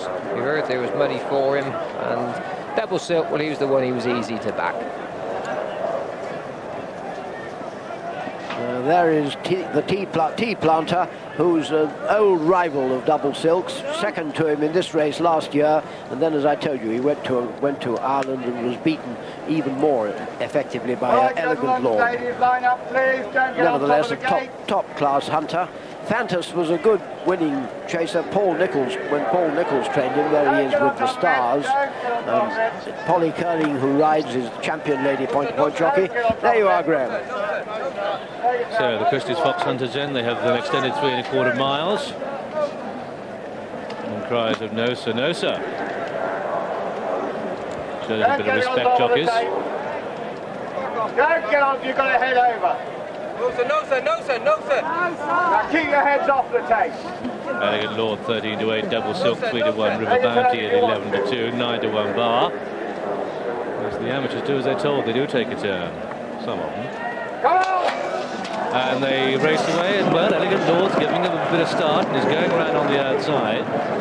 That's on the extreme left as they come down towards the first of 19 fences in this Christie's Fox Hunter, with racing wide Davy Blake in brown, blue colours River Bounty, the maroon jacket Sandy Brays, the orange Celtic Abbey, but on the inside in yellow Double Silk. About a line of 5 as they come to the first. Tea Planter right again just in behind them. They take the first. They really are going lickety-split. But at this stage, Elegant Lord is the back marker, just preceded by Fantas, and those two are preceded by Faithful Star. Head away then towards fence number 2, and it's Davy Blake and Celtic Abbey 1 and 2. Double Silk the inside of Tea Planter, and wide of that one River Bounty. A length behind these, right again runs the rail in front of Sandy Brays and Holland House. 2 lengths back then to Royal Jester, and behind Royal Jester on the inside is Qualified, and Elegant Lord is still the back marker heading towards the second. They've gone off lickety-split in this Christie's Fox Hunters. I don't think they'll be going so quickly in 2 circuits' time. And over the next, it was Davy Blake, the leader from Celtic Abbey, and Double Silk in the yellow colours, red armlets there, hasn't been able to take the lead. Usually likes to make the running. Elegant Lord, the well-backed Irishman, is sitting well off the pace, probably the best place to be at this stage. Over the water jump, Davy Blake just led in the brown from Double Silk, and these two head on together towards the open ditch now. Davy Blake there in close-up, Double Silk in second, Celtic Abbey back in third as they take this open ditch. Tea Planter landed in fourth from Ride Again, who's got a very handy position towards the inside, and still no let up as they head towards another plain fence. Davy Blake in the brown on the outside of Double Silk, who's just about got the lead now. Mistake there by Ride Again. Holland House, a very bad mistake there, but the jockey appears to have clung on. He did a tremendous job in midfield there, Holland House's rider, as they climb towards the open ditch on the far side. It's fence number 6. Davy Blake on the outside of Double Silk as they approach it, and it was Davy Blake by a length to Double Silk. Tea Planter over in third, Celtic Abbey the inside. Very wide of the field, right out the back at the moment, is Elegant Lord, our favourite. The plain fence coming up at the top of the hill, and Davy Blake just lands. Great jump by Double Silk in second as they fly over that one, and still towards the back, Qualified. Fantas, who caught our eye on the way down, is one of the back markers as well, and Elegant Lord still tail end Charlie. And must be some 20-25 lengths off the pace. Not in the picture as they come to one of the 2 downhill fences. This is the 8th. And oops, a daisy. 1 or 2 mistakes there on the front end, but Double Silk still has it. Davy Blake on the outside. Elegant Lord still the back marker as right at the top of the picture. The jockey Tony Martin in the white cap right at the back with qualified. They're both green colours right out the back. This is fence number 9 they're coming to now, and it's Double Silk looking for a hat-trick in the race, and Faithful Star, a bad mistake there for the victory for the Glue. And getting a little bit of a pressure is Holland House. I understand Charlie Viger's not wanting to fall off so far out of the country. Such a long walk back. Davy Blake has it by length to Double Silk the inside, and then River Bounty. Ride Again's getting a bit closer. Rushing up on the outside is Fantas in those black and yellow starred colours. And is still giving them plenty of rope with Elegant Lord. Past 1 now. Holland House and qualified. So Elegant Lord has got past 2. Got a circuit to go, and the Christie's Fox Hunters come to the 10th. Double Silk, the inside, the brown jacket is Davy Blake, and these 2 wide of those 2 is Fantas. With the blue colours, River Bounty, and there's only about a length and a half between those 4. Ride Again rather blundered through that one. Having been on the outside for the first circuit, is taking Elegant Lord through on the inside this time as they head away towards fence number 11. Elegant Lord now about 10 lengths off the pace and just going past T Planter and about to go past Sandy Braze and Ride Again. Going snipe-like through the field. Still though, Davy Blake in the brown colours, wide as Double Silk, and out wide is Fantas in black and yellow. These 3 lengths clear of Faithful Star in 4th, and then Celtic Abbey on the inside of River Bounty, and they race away towards the 11th. Yes, approaching this plain fence, Davy Blake and Double Silk still duelling for the lead. Faithful Star a mistake, Elegant Lord a very bad mistake towards the outside, and just looking, the rider sat glued there. Tony Martin did a great job to hang on as they approach to the water jump now, and Double Silk, the winner for the last 2 years, put in a great jump there over the water, and he's got the lead now. Davy Blake being shaken up on the outside in the brown jacket. Out wide Fantas, who's very handy, and then in behind them Celtic Abbey as they take the open ditch. Next was River Bounty. Elegant Lord is getting very much closer, and I reckon this is a sensible ride from Tony Martin. They went very quick early on, and he's just picking them off 1 by 1 as they close to another plain fence. Faithful Star, a really bad blunder, stopped him in his tracks. They begin to climb on the far side, and it's Davy Blake. Double Silk just struggling to hold his position on the inside in the yellow colours. River Bounty's right there. Then Sandy Braze getting close. Fantas out wide. Elegant Lord still waiting to pounce and jump that one well in about 6th or 7th place. Faithful Star's been pulled up at the back after that mistake. They're at the top of the hill then and approaching the next, and this is 4 out they're coming to, and it's Davy Blake, Double Silk still battling away. Celtic Abbey sneaking up on the inside, then Fantas behind those River Bounty and Sandy Braze, and look out for Elegant Lord, now 7th, still going well, trying to get closer. And starting to make his move now. Elegant Lord getting very much closer indeed to Davy Blake in the brown jacket, black and yellow on the outside. Here's Fantas, and this is 3 out. Then Double Silk the inside, followed by Celtic Abbey, and then Elegant Lord. The big chestnut horse is really travelling powerfully now as down the hill they come in the Christie's Fox Hunters. They've got 2 to jump, and it's Davy Blake, Fantas on the left. There goes Elegant Lord, the pale green and yellow. Yellow colours on the inside is Double Silk. This is the second last. And oops, there's a crashing fall there by Celtic Abbey. And Davy Blake gets reminders. Fantas travelling well on the outside. Double Silk will be looking for miracles for that one to win. And Elegant Lord now being pushed along and comes under pressure. Elegant Lord as they make the final turn. And it's Fantas on the outside for Polly Curling. Wide of Davy Blake in second, and Elegant Lord in third. Then in the yellow colours, Double Silk, and off the back, Holland House is staying on again. But Fantas is full of running and has scooted 6 lengths clear as they come down towards the final fence in the Christie's Fox Hunters. And it's Fantas and Polly Curling for Richard Barber. A long way clear. Just one more fence to take though. Fantas clear by 10 lengths. This is the last. Fantas comes to it, and he's over safely. No doubt about it. It's a race for the places. Elegant Lord and Holland House and Davy Blake all dueling for minor honours, because Fantas is storming up the hill, and Polly Curling's going to take the Christie's Fox Hunters clear by 12-15 lengths at the line. Fantas is the winner. Fantas takes it. Fantas, oh so easy. Holland House came home for second, ridden by Charlie Vigers, the third placed horse. was Elegant Lord, and then in fourth came Davy Blake, and fifth, and only fifth this year, was Double Silk, and sixth was Ride Again, and the only other two to complete were Royal Jester and Qualified, who went round in his own time. And so at 8-1, sheer delight, grins from ear to ear for Polly Curling, and that's number 6 on the card, Fantas in the colours of Mr. J. Keithley, and this one trained by Richard Barber, ridden by Polly Curling, who gets a hug from Charlie Vigers, and I'm glad he stayed in the saddle, going out on the far side. On the second horse home, number 7 Holland House. Third horse home was Elegant Lord, giving for me a rather strange ride, a long way behind, then on the outside, then on the inside, then he made ground and then he didn't. But this is our winner, this is Fantas, a great ride. Well done, Polly Curling. It's the first time we've seen her really close up, certainly at Cheltenham, and she has of course dominated the point-to-point scene lately. Alison Dare and she have been disputing the championship, and what a lovely ride she gave it. She's also done well to come back to win this race, because she's been injured. Got injured about 3 or 4 weeks ago, and she's given this horse a smashing ride.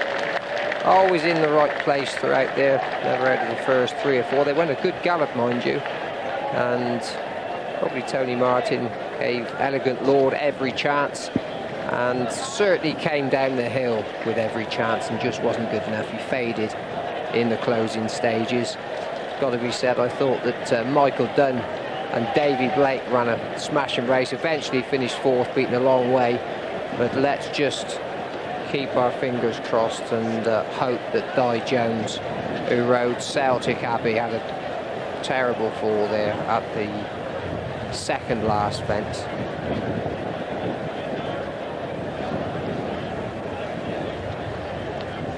And Fantas is one for you who listened to the morning line. I told you, I begged you to take the 12-1. The shrewd judges were on at 12 and 10 this morning, returned 8-1 for favourite Fantas, and one punter had a 60,000 to 6. He got 10-1. That was the return. The runner-up, Holland House, is sent off at 50-1, 50-1. Holland House with a gambled on Elegant Lord, and there were massive bets for this. Sent off 13-8 favourite. As bigger bets as went in for Treble Bomb and Harkon yesterday. A 60,000 to 30,000, a 20,000 to 10, a 16,000 to 7-4. They're counting them all around, but here 8-1, the each way morning line horse, and they're all crying out, Polly is me darling, Polly! Places number 6, £2.60, number 7, £12.50. And here's the SP. First, number 6 Fantas at 8-1. Second, number 7 Holland House at 50-1. Third, number 4 Elegant Lord, the well-backed 13-8 favourite. The win tote paid £12.40. Places 260, £12.50 and 150. The dual forecast £208 and 10 pence and 13 rand. And now the first result at Cheltenham, the Daily Express Triumph Hurdle. Remember, this was an amended result. Dr. Lunt was disqualified from second place. First, number 13 Kisser at 16-1. Second, number 20 Silver Wedge at 7-1. Third, number 3 Anzum at 9-1. And fourth, number 26 Gloriette at 50-1. Non-runners numbers 5 and 25. The beaten favourite Balanak at 7-2, 26 rand. The 250, the Stayers Hurdle. First, number 5 Doran's Pride, the 11-4 favourite. Second, number 4 Cyborgo at 3-1. And third, number 8 Simpson at 10-1. Non-runner number 3, 11 rand. The result of the Toke Cheltenham Gold Cup. First, number 8 Master Oats, the 100-30 favourite. Second, number 17 Dubasilla at 20-1. And third, number 10 Mini Homer at 9-1. Non-runners numbers 13 and 14, 15 rand. Now the news on the champion tipster competition today. Maximum points available 202. We're looking for claims of 130 points or more. There's the number to ring, 0990 100 366. You can ring that number until midnight tonight.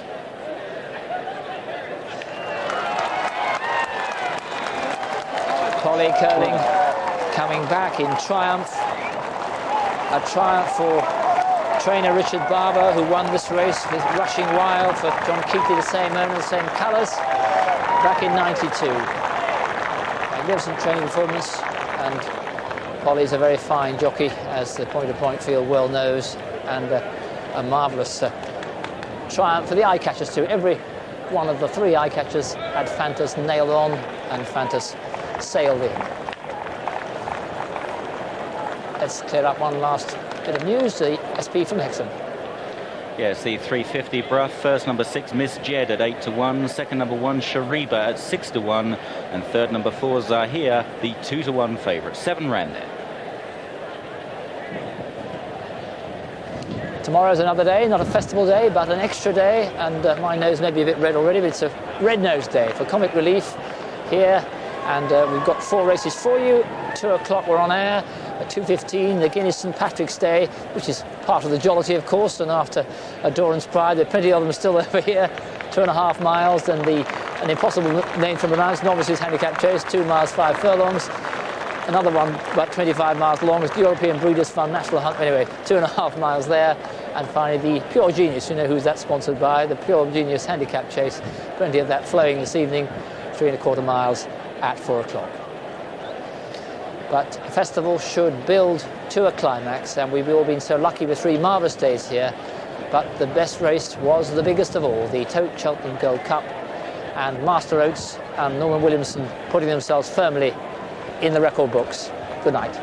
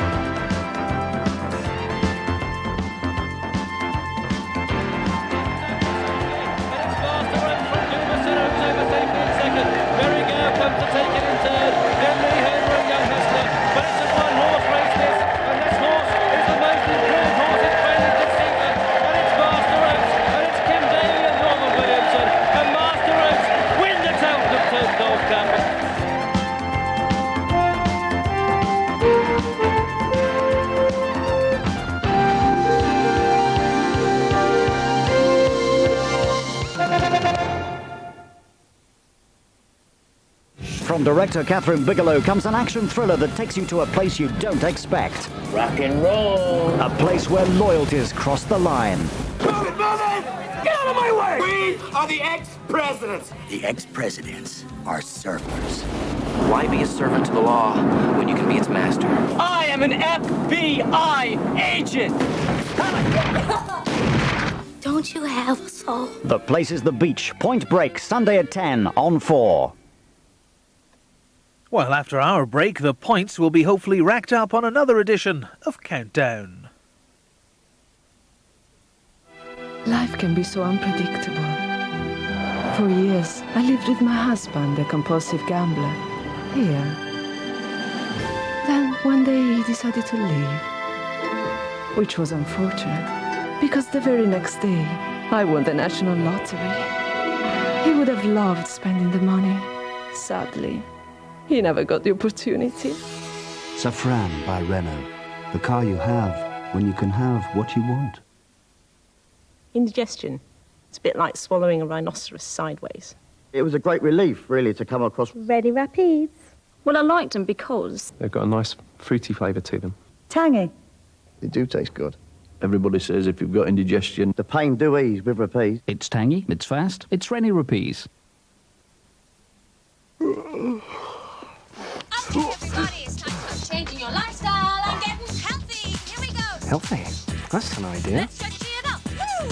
And down to the side. Kellogg's Bran Flakes are an easy way to get into a healthier lifestyle. Let's go for the fun. They have more fibre than most other cereals, they're low in fat, but taste great.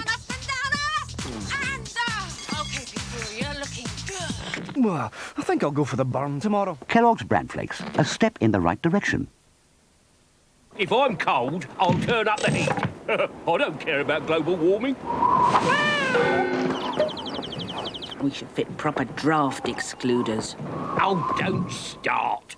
We're paying to heat this house twice. Once to heat the room and once to heat the draft. Look, we must fit draft excluders. We could get a bigger can. Cutting down drafts is just one way to save energy. For more, visit your local store. Churchill could save you money on your car insurance. Call one of our people now and see how much you could save. You'll be surprised. Call Churchill free on 0800 200 300 for an instant quote, even instant cover. Right? That's right. Free on 0800 200 300. Call Churchill now and see how much you could save. Free on 0800 200 300. Churchill 0800 200 300.